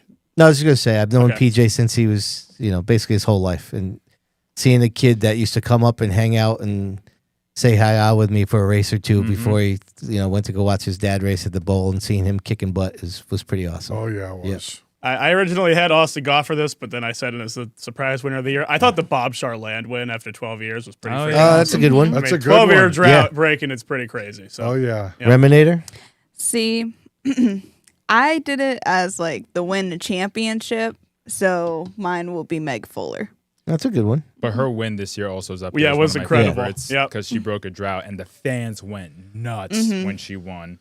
I Uh, could hear them cheering from turn 3 with my headset on. I just like being on track when the celebration was happening. It was one of the coolest things. Priest at the Cletus show. That's a good one. Yeah, That that was is a a fan very good favorite one. too. Yep. Oh my. All right. We're about halfway done here. We got more to go. No, actually, we're a little more than halfway done. Favorite podcast segment? You know what mine is? What? The weekly pick'ems. You're such a dork. Diego? We know yours isn't the pick'ems. No, it's his segment. It's, I actually do like the viewer mail. Yes, so Because it do I. always Same. brings up a lot of conversation. That's my pick, too. I like the viewer mail. Remy? I'm in both. Viewer mail and weekly pick'ems. Okay. I couldn't pick. I like my talking crap during the pick'ems, but I also like hearing the questions that people have for us as well. You didn't have much to talk crap about yourself, Remy. At one point, I did. Relax. What was This that is week coming from one? a guy who is not participating in the weekly pick. Remy, by you the way. sucked in the pick'ems. Look at you. Wow. Okay. Diego's clearly not talking to you. He's talking to a mirror. But All right. I'd say the viewer mailbag was the best. Hot seat moment of the year. Barrecchio, when he was talking about how nervous he was about the championship. Yeah. It's like, every day sucks. I hate That is coming true. to work. All the That- way he said all that, I love that. That actually was pretty good. Yeah. Yeah, to me, like the most tense one was when Kopsik was here. Yeah. And we approached him about the whole race day CT and that's kind of saga. That was pretty intense. That's probably the most intense moment we've had in the hot seat so far. Yeah, I really didn't have one. I mean, there wasn't one. We didn't have a where- Todd Owens staring into oblivion. we didn't have anything like I mean, that. that's an all time. Right. Mike Christopher Jr. with his damn sunglasses on. Yep. That was last year too. But Was that last year? That was Yeah. last I year. thought that was the beginning of this year. My No. bad. No. Damn, really? All right. How about best? What? I Rams? didn't pick. Okay, go. Tapley making jokes at Diego for not being in studio. Oh, that's good. Yeah. Yeah. Right. He did I wasn't here. He called you right out. Exactly. Yeah. And listen, we enjoyed it. Yes. This is a lot of Quite fun. thoroughly. All right. Best appearing car. Delicious Keen, 79. So good. That's a good one. So Wow. nice. Okay. I What do you like Meyer's late model. It's the same as last year, but I liked his. I liked a lot of them. Like Gamba Cordas I liked. Alexandra's I liked. So all your friends. I mean, they're all my friends. This is Diego's. They're literally all my friends. Very Diego-ish picks right there. Yeah. I like the 55. I like Lafayette's limited. That's a good too. one. Yeah, Who's the that was nice. 22? Pat Node. Yeah. Node. I like his Oh, car. yeah. He's got like a Joe Gibbs look. So my pick was between Emma and Lafayette. Okay. Those are my two picks. I had Emma's car's really good. I just Yeah. had 4. I had Patnode, Marcello. Rafano's cars are always freaking so beautiful. Nice looking. I do like Pulio's car. I like that it's just the same. Yeah. Wherever he goes, you know what that car is. I like that. And I said this last year. I think it's the same design as last year, but Todd Taylor's truck is freaking badass. I love that car. Or truck. Travis Hydar's 11. If you see the purple, blue, chromey thing up close, it's like it's a little trippy. That's a sharp looking car. Yeah. Oh yeah. Marvin Minkler, Yep, the I had throwback that. Buddy Baker Gray Ghost. Street It's a nice stock car. looks phenomenal. Yeah, Minkler's come up here a couple times. I think all the ones that you said, Patno's car looked great. Yeah. The 55 of Lafayette looked great. Yep. Emma's car looked great. Yeah. There's a lot of good cars. I love guys that take pride, and it made me go into Speedbowl history. Didn't even realize you had a best appearing in there, and just go through and look through all the archives. See how many times Monahan was listed? It was great to look at. Reminator? I also said Marvin Mickler. Yeah, he's come up in the chat. Mickler. Mickler. Mickler? What is it? Minkler. The one time there is an N in the name and you don't even put it in there. I told you she's just as bad with Where'd you removing put them it? as she is with adding them. After the I. Never mind. No, you we have did to move not. on. Okay. So, both David Aru and John Michael Schnet's Halloween cars at Seekonk. Those look really good. Yep. And the corners for Warner's car looked good. I'm always a fan of them. Anglace's Yukon car. Yeah. Emma's got a shout out here. 72 Streeter. Gee, I wonder who voted for that. That was a nice car, though. It was. Emmerling's Bodine car. That's a good one. The little throwback one. And he won that night. That I was like cool. Ray Christians. All right, let's move on to the best regional series. Diego, what do you got? I picked the Tri-Track. Yeah. Monaco. Yeah, so did I. They've got a full field. I mean, it was between them and ACT Yeah. to me. I'm going to give a slight edge to American Canadian Tour. Yeah. They were almost going to be my first pick there, but I love the Considering Monaco. how many races they had, like they have a lot of races during the season, and their car counts are pretty consistent all year. And No, the car counts are ridiculous. And the show seems to be pretty smooth every time. I'm going to give them the edge. Hence why I picked the Haunted 100. The two best Yeah. series there. Yep. Yeah. No, that's a Reminator? good point. I also said Monaco. Rob? I mean, I said Monaco too. Yeah. I feel like I did not keep up with the eggs Bunch as of much Monaco as Monaco. Dude, I mean, they had mod 45 homers freaking over cars here. showing up in Getting July. a lot of love for the trucks. Yeah. All right. How about best track division? Last year, Seekonk's sportsman division was a hands down winner in this. Yeah, well, I think I might give them the edge this year too. I mean, when we went to go watch it, it was one of the most surreal That was things. a great race. I mean, they're fanning out 4 and 5 wide and freaking streeters. Yeah. I'm going to mix it up, though. I'm going with the SKs at Stafford. I went with the SKs too. Yeah. I'm going SK Lights at Stafford. Ooh, okay. They definitely were better this year. The That's SK for sure. Lights. I think, I wanted to go Sportsman Seekonk, but I think the SK mods at Stafford and the late models at Seekonk are also very underrated, I think. The late model's a good pick. Every time I've been Stafford there, it Street was great. stocks, though, were. Yeah, it's a lot of Stafford Streeters and That's Stafford my honorable Streeters. mention. Dude, they were fun to watch, They were. though, man. Yeah, they were. It was a must-see event every was. week. All right, best race finish. Diego, what do you got? You guys are going to think I'm boring. Probably. The very last race of the SK Lights, Hovey had to win and was just charging through the field. I mean, you had to watch. No, that's a good pick. Yeah, And that then- was a good pick. Yeah. And then Megan was like, you're like, oh my God, is she there? Is she Yeah. not? That was high drama. It was High hard to drama. follow. Yeah, that was good. People forget Bennett gave Hovey the bumper in the last turn. Yeah. Yeah. And almost washed him up into the marbles, but Hovey hung in there. I was on the edge of my seat watching that, counting spots during the whole time. Reminator? I did the pro stock finish with Jacob Burns and Dave Darling when you guys were there. Oh, yeah. Oh, that was a good one. Yeah.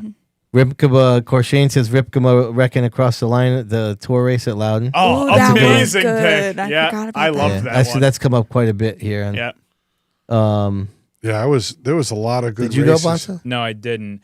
So for me, it was the SK feature at Stafford between Rocco Refrano and Steven Chapman. Oh, that was a great because race. they went at it for the last 15 laps of that feature. Rocco Really good. won it, right? Rocco won. Yeah, that he was had the help of the lap car being used as a pick on the last lap. Refrano won. Sorry, Refrano won. Rocco was second. And my man Waddell was on the headset for Chapman that night. Yeah, I believe he was. Yep. Yeah. right? Yep. Yeah, I have a toss-up for this one. My first one, I wrote the Casella 80 finish down, and there were so many That was a good one. late race restarts. I actually went up to Polio and MF'd him immediately after the race for losing me the pick'ems. I walked away. I was like, too soon? He was But- pretty pissed off that No, night. I can't blame him. But the other one I have, there was only 7 cars in the race, but Jordan Hadley and Aaron Plemons Oh, yeah. going at it, dude. Yeah, that's a good one. Absolute full contact to the line. That was great That stuff. was Yep. really good. That That was real good. 7-car race, and that's Fro's best finish. You That's only awesome. need 2 to do it. We talked about this earlier in the year. You only need That's 2. awesome. All right. How about best series schedule?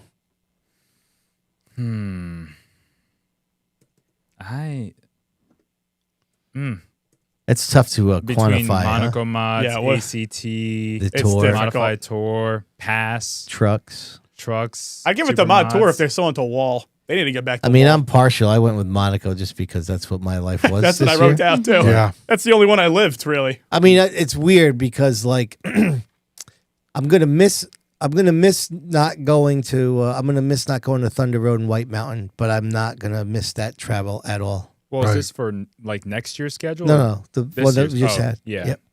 I mean, don't get me wrong. Those races were still pretty good despite the car count, but I get why it's logistically Oh, challenging to Thunder! put on. The Thunder Road finish with Swanson and It was Beers good. a damn Oh, good yeah. That race was good. I forgot about that one. Yeah, that is a good one. Yep. I'd probably get because like the modified tour, they had multiple big spotlight events: Richmond, Martinsville, North Wilkesboro, among others. But the travel was probably not the best, so I'd probably lean towards Monaco mods. I can't say anything about ACT because I don't know enough about it to determine what's a good schedule for them. All right, 2 more. Most improved driver. I mean, I have a few. I think Jason Raymond improved a lot compared to last year, especially the way he ended off the year. He was tremendous. Yeah. He probably deserves it. Yep, that'd Yep. be my vote. 2 in a row Yeah. Yeah. from not winning at all. Maybe this is a hot take. I gave it to Nick Hovey. I know he was good last year, but this year he was a force to be reckoned with, and people were afraid of seeing the 16. I don't know if I would say the vibe was like that last year in the SKs. Can I SK pick Lights. Can I pick Paul Verricchio? Sure. You really think he'd be most improved? Well, I mean, I know he was competitive last year. It was his first time he's won in 20 years. Yeah. Yeah. And this year, he was on the verge of dominance a lot of weeks. Even though he closed out the season and did what he had to do and became a champion. And I think the biggest improvement with him, he kept it clean all year. Yeah. He didn't get into squabbles compared Yep. to the previous season. Mine would be a toss up between Raymond and Anglaise. Yep. English. I don't know if Anglo. Anglaise deserves it. I mean, I think he's always good. he is, and he's always fast, but the way he improved off the track, I think, is really noticeable, and it's going to pay great dividends in his career. That's what I think. I think after Bonza says Jason Raymond, though, if I had to repick all over again, that would probably be my number 1 pick. Well, I can give honorable mentions, but Remy, you can go. Mine was a little different on how I picked it. So again with the backstory. Yes, because I have to. Because I don't want people coming after me. Come on, go. But it's I way picked too Ronnie late. Williams because Oh yeah, I that's feel a like terrible pick. no, because he hasn't had that good of a year for the past like couple of years, and now I think he's back on track to where he was. She's not wrong. That's what I picked it at. He did improve. He did improve from the previous couple seasons. All right, last one. Most versatile driver. I got Burns for this one. Easy. Same. Yeah, I don't, Who? Rowdy Burns. Oh, yeah. I mean, you could. I guess you Oh, could say yeah. Hirschman for winning at a lot of tracks, but I feel like Burns in terms of He went down to the wires Series of rookie in and the pro stock, won division. multiple races. I thought this was an easier one, and Burns wasn't even in my league. What are you What? talking? I don't know What? why. You Who must, do you was have? Then? yours? Is it going to be freaking you must have Plemons? thought McKennedy. Rocco. What? Why would you pick? Well, I mean, gets in a street stock and wins. But you seriously, dude. I mean, what? Dude, I mean, you actually got to that's- be shitting me, right? That's Why? That's almost as bad as why is that Remy, a bad pick? Remy Really? picking freaking Ronnie Williams for most improved. How is that bad? You think I could put? You think Rowdy Burns is getting in an SK and winning at Stafford? I wouldn't I put it wouldn't. past I him. wouldn't either. I mean, I don't know, You never but know. I mean, my man gets in a street stock and wins. You put him in a late model, he's going to win. You put him in an SK, he's going to win. I mean, compared to what Rowdy Burns did this year, it's like Yeah, it's not he- even close. He was my pick. Second would have been McKennedy. McKennedy's a good one. Yeah. How's McKennedy a good one? Because you, Super mods and tour type mods? Yeah. I don't know how my pick's so bad. As Rocco won in the super mod? No, but I'm just saying. If No, you no, put no. let's I put see them, Diego's case let's on this. put them all in a think- car. No, Let's I think see. they're kind of equal. let's put them all in the street stock. Who you picking? Again with the Oh street my stock? God. Oh, who you picking? You're picking Rocco. Put him in a modified. Who you picking? You're gonna pick Rocco. Nah, put pick him Rowdy in a, Burns. Are you sure about You that? put him in a late model. He's gonna give Rowdy Burns all he can eat. All right, maybe. The hell you guys talking about? Oh, man. Are you done? Are we in a different planet? Can you crawl back out of there? Are we in a different planet? Just crawl though? back out of Most there. versatile driver Yes. of 2025. Oh, 2025? I mean, Yeah, like every other question. the guy's won the most races in the late models on top of the past 10 freaking years. Who? Rocco in that car. Yeah, but we're who's talking, won more? We're talking Bruce about Thomas? 25. I mean, versatile, we're talking, right? I know, but you're not. Come on, bro. Oh my God, this is the new mediocre. It's terrible. Keith In Rocco, versatile driver. In 2025, legend cars, late models, and pro stocks, it's Jacob Rowdy Burns. There you go, Bonsa. Yeah. Thank you. Eat it All right, up, listen, Bonza. that was Okay. fun. We'll do it again next year. Diego can't wait. You guys suck. Get yourself ready.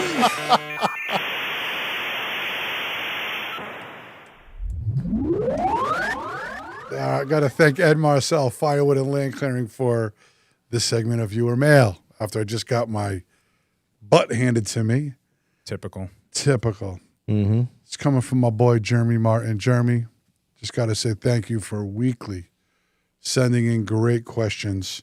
Some of them suck, but this one's pretty good. Jeez. Appreciate you. All right, here we go, Jeremy. No, they're all good. Okay. With the season officially over, what does everyone do with themselves on a Friday or Saturday? A, that's what she said. I knew it. I mean, I'm going to answer this. I'm going to say Go. Friday probably becomes a dinner night, and Saturday, usually for us, is a full day that extends into the early evening Oh. into the garage, prepping for 2026. Okay. I'd say Friday afternoons and evenings is either chill or socialize. Mm-hmm. And then Saturday, I love to game. So in the second half of the day, game with my online friends. Really? Yeah. I love to game. Very cool. Nerdy Right. as hell. Yes. Super nerdy. Super nerdy. Yep. Damn right. I got I love you. Yeah, Rob, you got. I got some passion projects to work on. Just little animated films. Maybe another SpongeBob's gonna come out. I mean, you never Still know. doing those? I haven't made one in a while. It's been 2 years of Blender experience. You may as well, take another swing at it. There's other stuff I want to do. I mean, obviously we're gonna be doing shop tours for the next month. But like once you get to December, January, February, things really cool off. I'd like to work on a personal project. It would be fun to do. It's been a while. Cool, man. All right. And then for me, Fridays are my only day off from my job. So I hang out with my boyfriend because he has off. Ooh, 3 and weeks. then Saturday, that's when I go back to work. So yeah. Shut up. Good use. Sydney, what are we Good doing? use. My God. Nothing special, just video stuff, website work, catch up on everything that I didn't do during the race season. Nothing. Man. Nothing. You know that what's funny? exciting. You always seem to find something to do, though. Yeah, I mean, I'll be busy for sure. Yeah.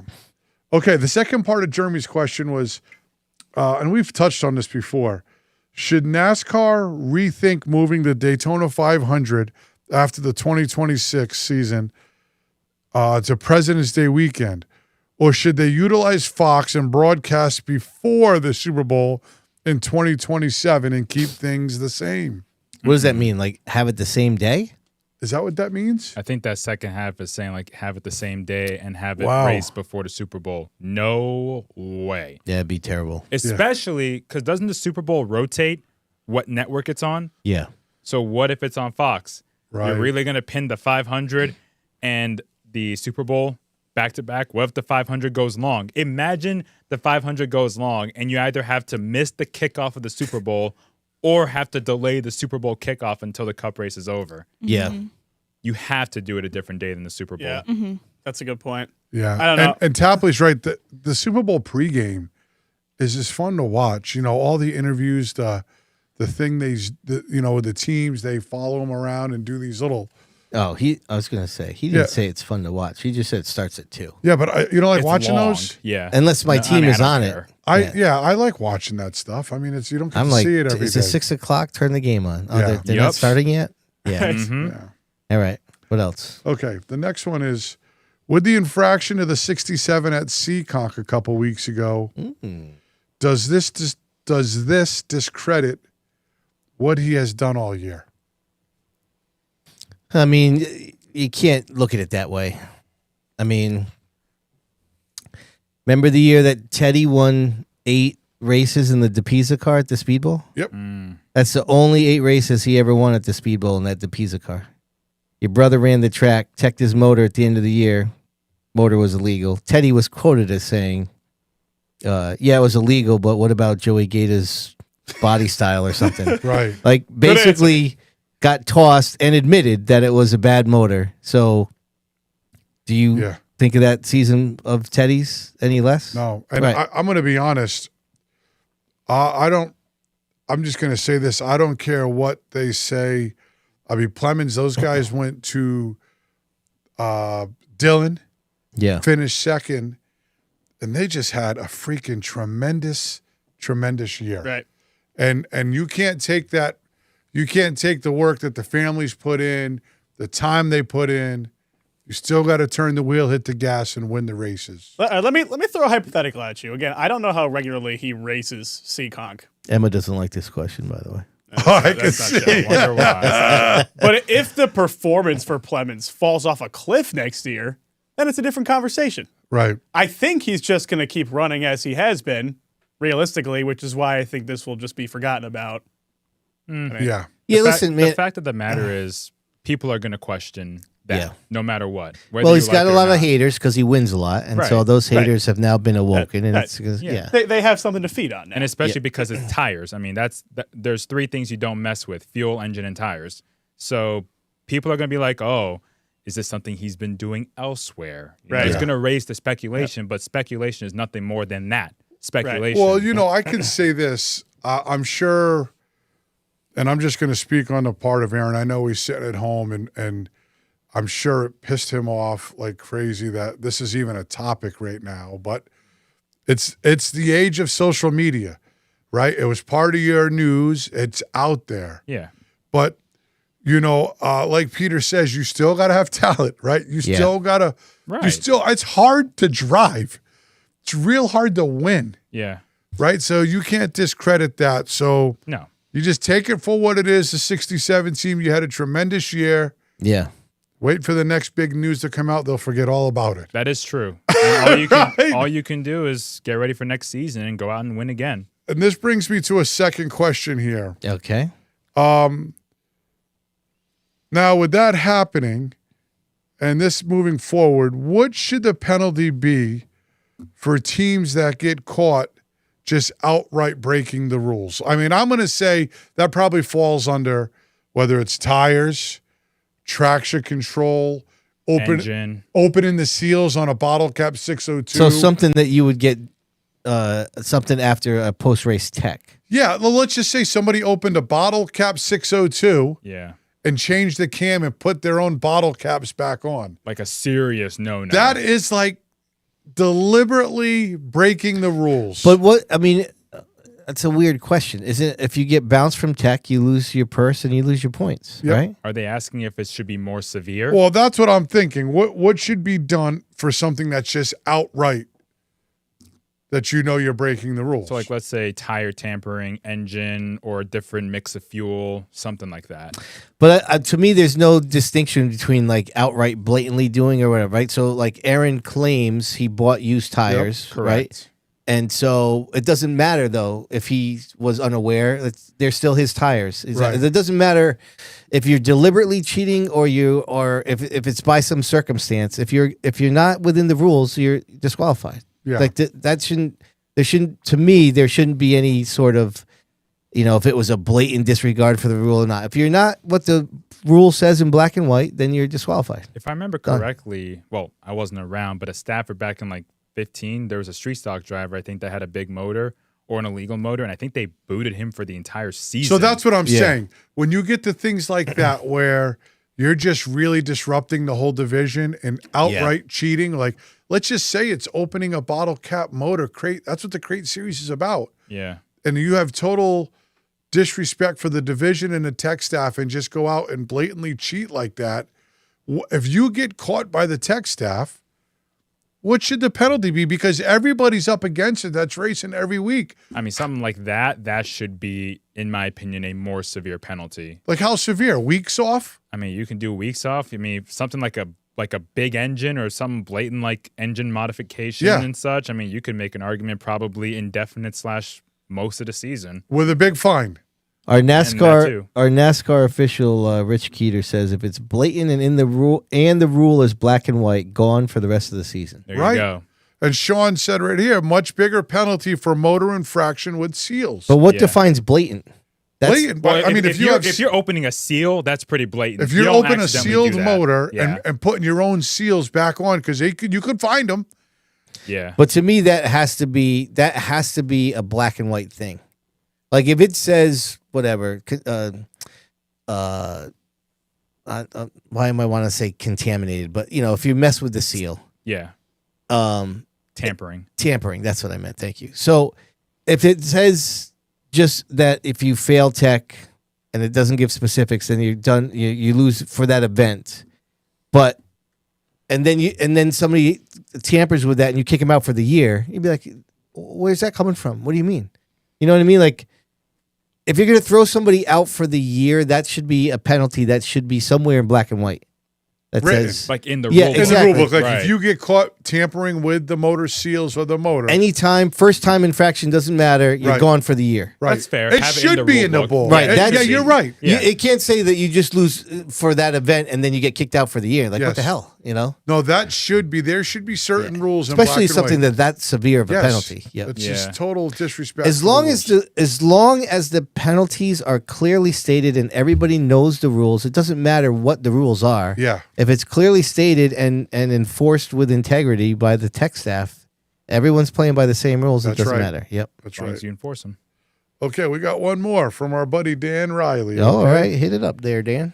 It says, for some reason, it seemed tracks have moved away from running a manufacturer other than Chevy for full fendered in many of their divisions, meaning you can run a Ford, Dodge, Toyota body in the full fendered cars, but tracks are not allowing anything but Chevy engines and Chevy chassis. So my question is, why do you think that this has happened? And do you think that tracks should bring back other manufactured engines and even chassis in the full fendered classes? For reference, the Ford 347 JR sealed crate engine is equivalent to the Chevy 602. I personally would like to see tracks bring back other manufacturers. That's so far out of my wheelhouse. It's not even but fun. they do run the 347 JR in the late models. There's 3 motors used, 602, 603, and now the 604, all Chevys. Yep. And the one Ford, which is a 347 JR. So there is a Ford option. There is a Ford option there. I believe Scott can correct me if I'm wrong. There is something with the Act series with a 347 JR and maybe the Ford body, which is just the nose with decals. And so I think there's something there. They either have to run it. I'm not sure there. But as far as... What do you mean? Like if they run that Ford engine, they have to have that body? The Ford nose and Ford tailpiece. I'm not sure if that's a rule. Got it. But there may be some sort of money involved. So I don't know. Scott's in there, giving us some info, but there was something. But as far as the streeters go, I don't know of any crate engine, because that's typically a 602 crate engine rule now for all the streeters. And they're GM engines, right? They're GM engines. Yeah. The 347 JR, I think it's an aluminum head motor. And it's is it? And it's more motor than the 602. Yeah. Go ahead, Diego. Yep, that's it. So that's all I've got. And I don't know what. I just find it fascinating that, I remember doing the Speedbowl doc and they were called the Grand Americans, or actually the Sportsman sedans before that. Early 70s, late models we're talking. Yeah.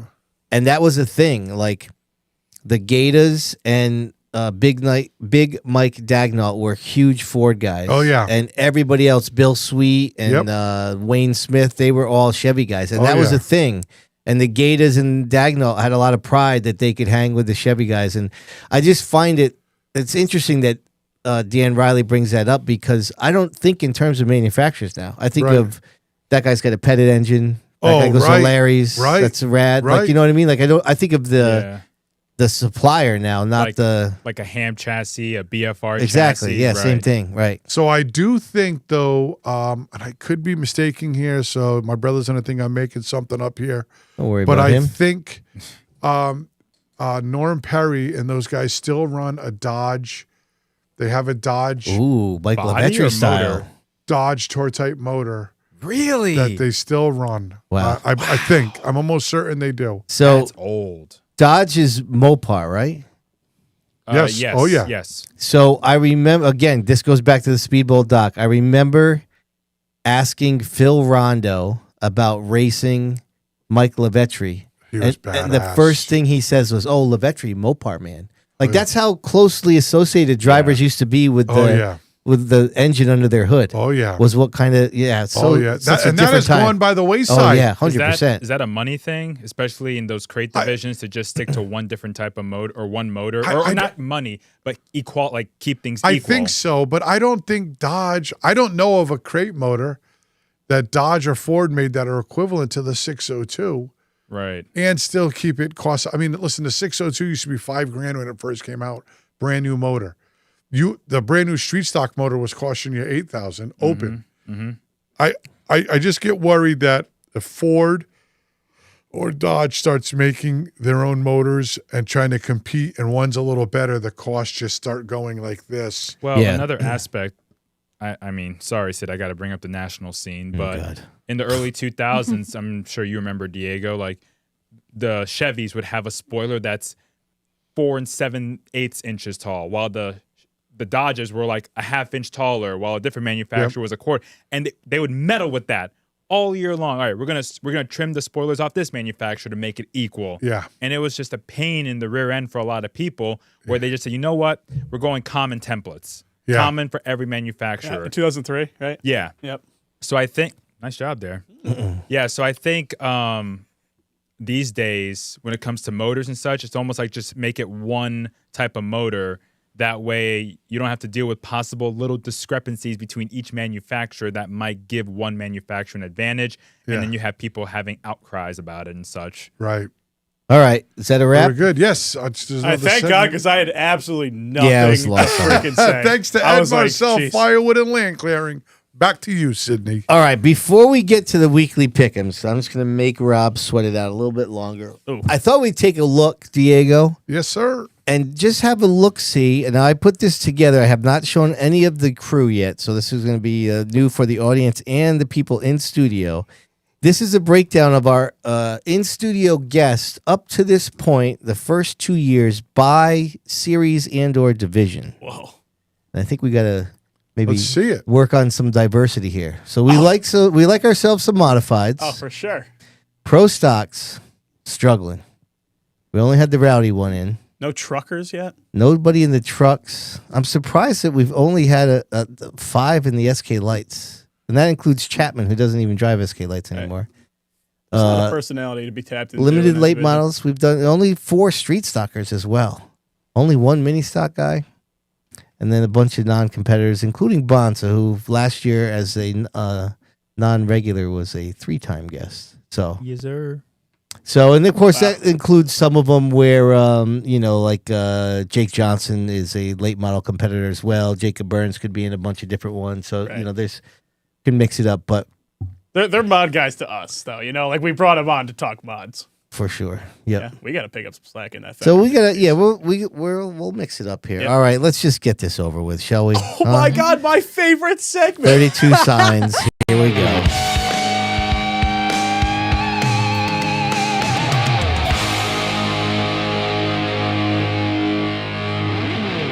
So I forgot to do that thing where it goes over, and if I did it, it was going to stop it. And I just thought, you know what, that's fine, because it's going to make Rob sweat it even a little more.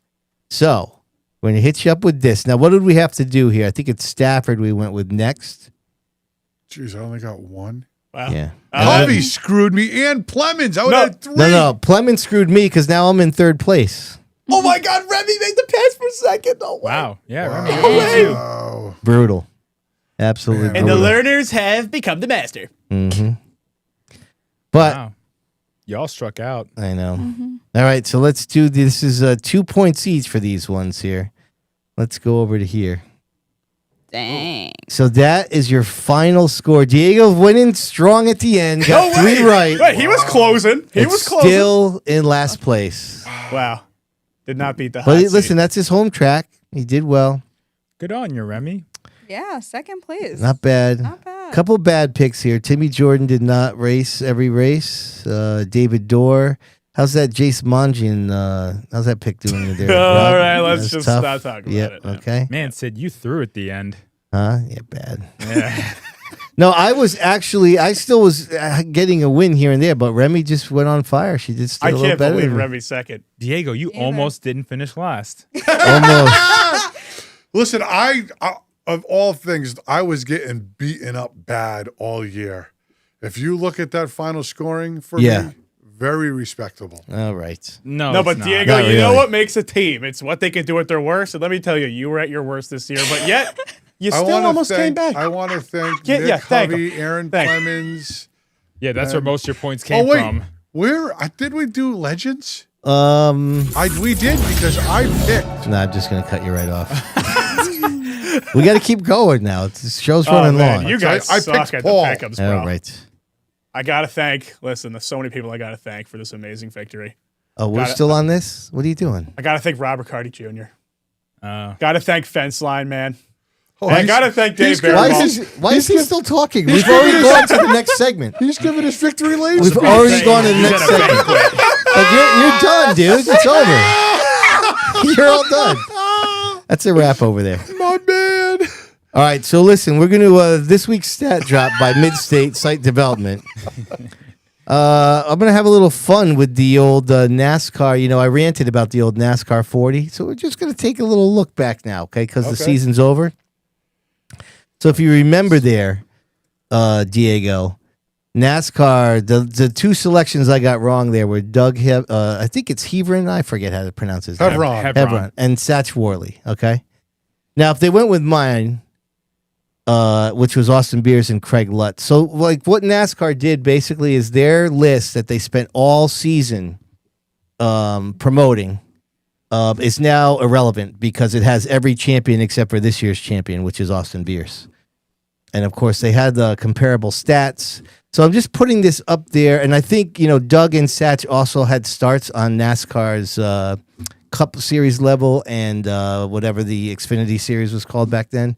So I think that kind of helps them. But listen, I'm just putting that out there. If NASCAR, you know, just wants to give me a ring, and so I can help them have some better social campaigns that don't end up being irrelevant right after the series ends, which that is now. Yep. They have every champion Missing listed rings. on that thing, and now the thing is out of date. So bad job by them. Okay. That was just for his personal pride right there. It was. I had to have a little pick me up because Rob and Aaron Plemons screwed me in the pick'ems. Okay. So No, you were screwing without Plemons, buddy. Although you would have tied with Remy, right? I don't know. He's already repressing it.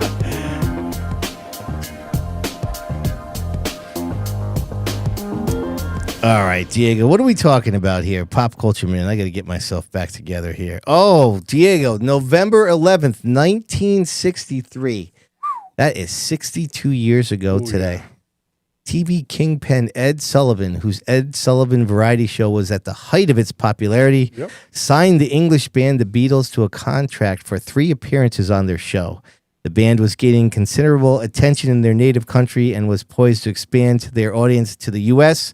The first 3 appearances occurred 3 months later on February 9th, which was the first one. It was seen by over 73 million viewers, which was the most watched program in U.S. TV history at the time.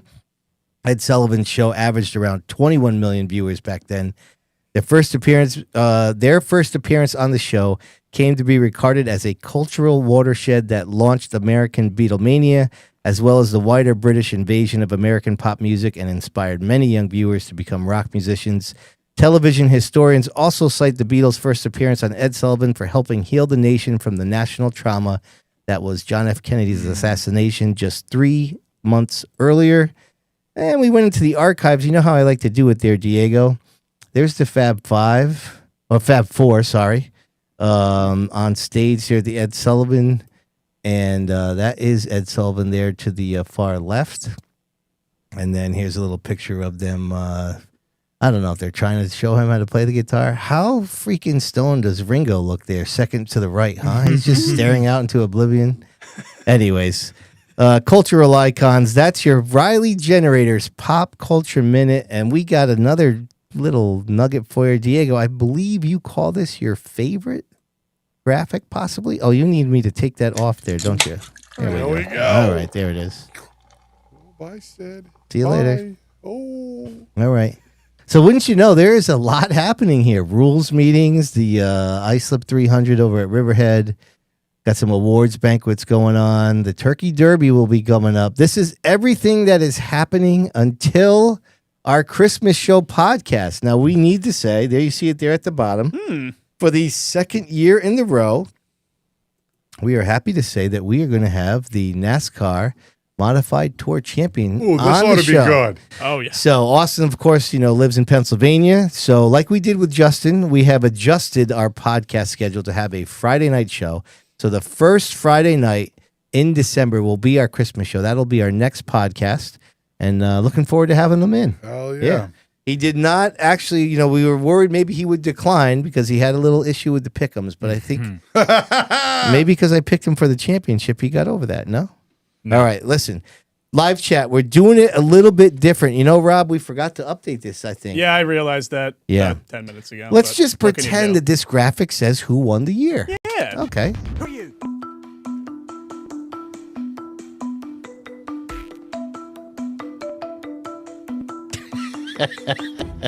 Brought to you by Skate It, and for the last time this year, I just said it right. All right, right on. Now, props to Aaron. He says, at least we went down together, Sid. Sorry, bud. Yeah. That's good. All right, who won the year? Let's see. I can guarantee I know who Diego's going to pick, but go ahead, buddy. No, I'm going to start off. All right, hit it. I picked Nick Hovey as my driver of the year. Of course. I think Aaron Plemons won the year. Ooh, okay. Very interesting choice there. Bonsa, what do you got? This is the hardest who won the segment. This is the Grand Poobah. Do you want me to give you the Who names won? I jotted down here? Damn right. Go for it. Austin Beers, John McKennedy, John Pulio, Meg Fuller, Nick Hovey, Mike Christopher Jr., Dave Darling, Jacob Burns, DJ Shaw, Aaron Plemons, Travis Hydar, Larry Barnett, Gio Ruggiero, and the Speedbowl Street Stocks. Oh, yeah. I mean, there's a bunch of others. Obviously, you can go with anybody that won a championship. Guys like Gio that got, you could say something with Justin doing his thing on the Xfinity Tour. Patrick Emmerling for scoring the big USNE Power Ride and having a couple big wins during the year. Matt Hirschman, obviously, another round of big races that he won. His dad just got inducted into the Hall of Fame. Reminator, what are you thinking? Ronnie Williams, maybe? So I'm between three. I'm between Jacob Burns. No, I heard you. I'm Okay. just ignoring you. All right, good. Jacob Burns, Dave Darling, or Gio Ruggiero. Yeah, so the problem is... I know. I have to pick one. Okay. Well, So pick I'm going to go with Jacob Burns. I'm going to go with my first pick. the rowdy one, huh? C. Okay. Yeah. Well, to me, it's between Burns, Aaron, and Hovey. Bonds, what are you thinking? My problem with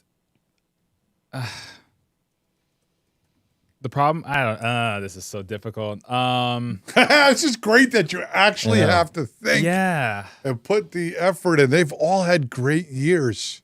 I know, and part of the decision is championships because championships play a big part. I think I'm gonna have to lean Hovey. He won 2 track championships or 3 championships this year, and he won a ton of races, over 20 races this season. Yep. I have to go Hovey. Probably gonna go with Rowdy Burns.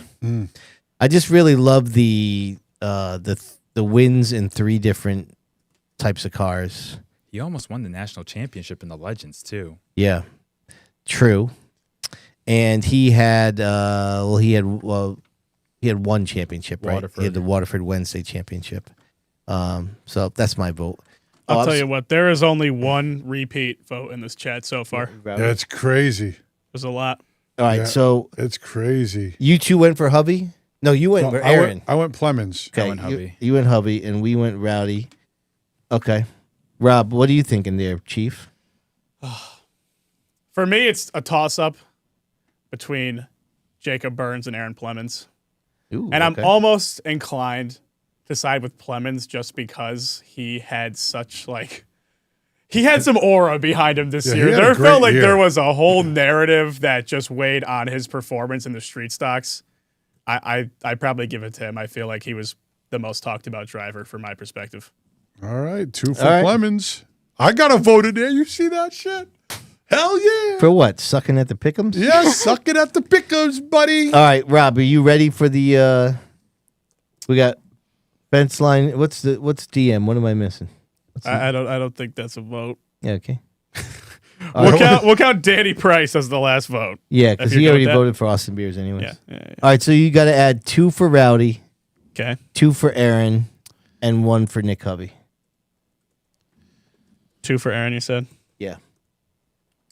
I need to just do one final perusing of this chat. All right, listen, we love to sit here while you do math, so take your time. Oh, Make yeah. sure you get it done Dude, right. I know. Put the little music on. I used to Oh, like yeah, that that's one. right. Let me see here. I like that What, the bass? No. Nope. No, he likes the match games. There we go. This is a sweet tune. It's making me think up to 25% faster. All right, what do we got? All right, Oh. I got votes for you. All right, hit it. Right now, it's a tie. Now, did you see Cheryl Wilcox got in here with you want me Rowdy to count Burns? it? Yeah, of course. Okay. So this is now the final tally. Okay. With 1 vote apiece for winner of this year, we have Landon Solomito, Oh, Landon. Rafael Lassard, That's a good one. Charlie vote. Rose. You know who it is. Yeah. Oh, Charlie Rose. Is good. Diego got a vote for winner of the year. Can you believe that? That's not good. From Was Peter. was there any notes on why? For the great email segments as if he sent them in or something. Seriously. Oh, I read them really well. Yeah, you do. Okay. I did them for Okay. 1 week. I think I did it better. That's true. Oh, my No, that's a good point right there. Yeah. Yeah, that's good. We got 2 votes pop. For what? 2 votes pop for McKennedy, Okay. Nick Hovey, and Aaron Plemons. Oh, all right. Wow. Now it comes down to 2 right here. It's got to be Austin versus Rowdy. Yeah. And the winner of the year by 4 votes to 3. Between those 2, Jacob Rowdy Burns got it. Wow. All right. Well done there. So that last vote by Cheryl, that was pretty That good. was a tiebreaker. Stuck it right in All there. right, Cheryl. Good job, Wilcox. All right, everybody, listen now. You still want to follow us on socials. You heard me say it at the beginning of the show. We have tons of reels coming for you all off season. Still Thursday videos. Diego, take us home, brother. Are you guys ready for this? Huh? Here we go. Last time, folks. This is it. Got to give a special thanks to Fowler's Auto Recklin and the Flannerys. Appreciate you guys every week for the weekly update. My man Sean at Waddell Communications. Thanks all year for the Nostalgia Nugget, man. Rob at New Hoosier. Hoosier, Northeast. I want to say Hoosier on because now. he is. Northeast Performance Parts for the Popcorn Stat Chat. Of course, the Mid-State Site Development for the 2025 Superlatives. Did you know? And what's on tap? Thank you so much, Mid-State. 32 signs for the weekly pickups. I made a hell of a comeback. Riley Generators, you've been strong all year, brother. Thanks for the Pop Culture Minute. This is my segment, Ed Marcel, Firewood and Land Clearing. Thanks for sponsoring viewer mail. Much appreciated. Skakehead LLC, Rob's favorite one for Who Won the Year. Monaco Ford couldn't do it without you for the results ticker and the chalkboard chatter. Much love to you guys. Bonza, you've been crushing it all year, bro. Hell of a job, man. Appreciate your love here in the studio. Vault Productions, what else can I say? Nice Word. couch, nice seats, Nice couch. nice mics. The studio is just badass, Fridge man. is always stocked. Hell yeah. Appreciate Pizza. you all year. The pizza. That's right. What else can I say? The podcast crew is nasty. Thank you, sir. Last but not least, all you podcast members, the chatter all year in the live chat, the support, watching the shorts, being members, doesn't go unnoticed. Thank you guys. Have a happy Veterans Day. Love ya. I'd like to say a big thank you to North South Shootout. Okay.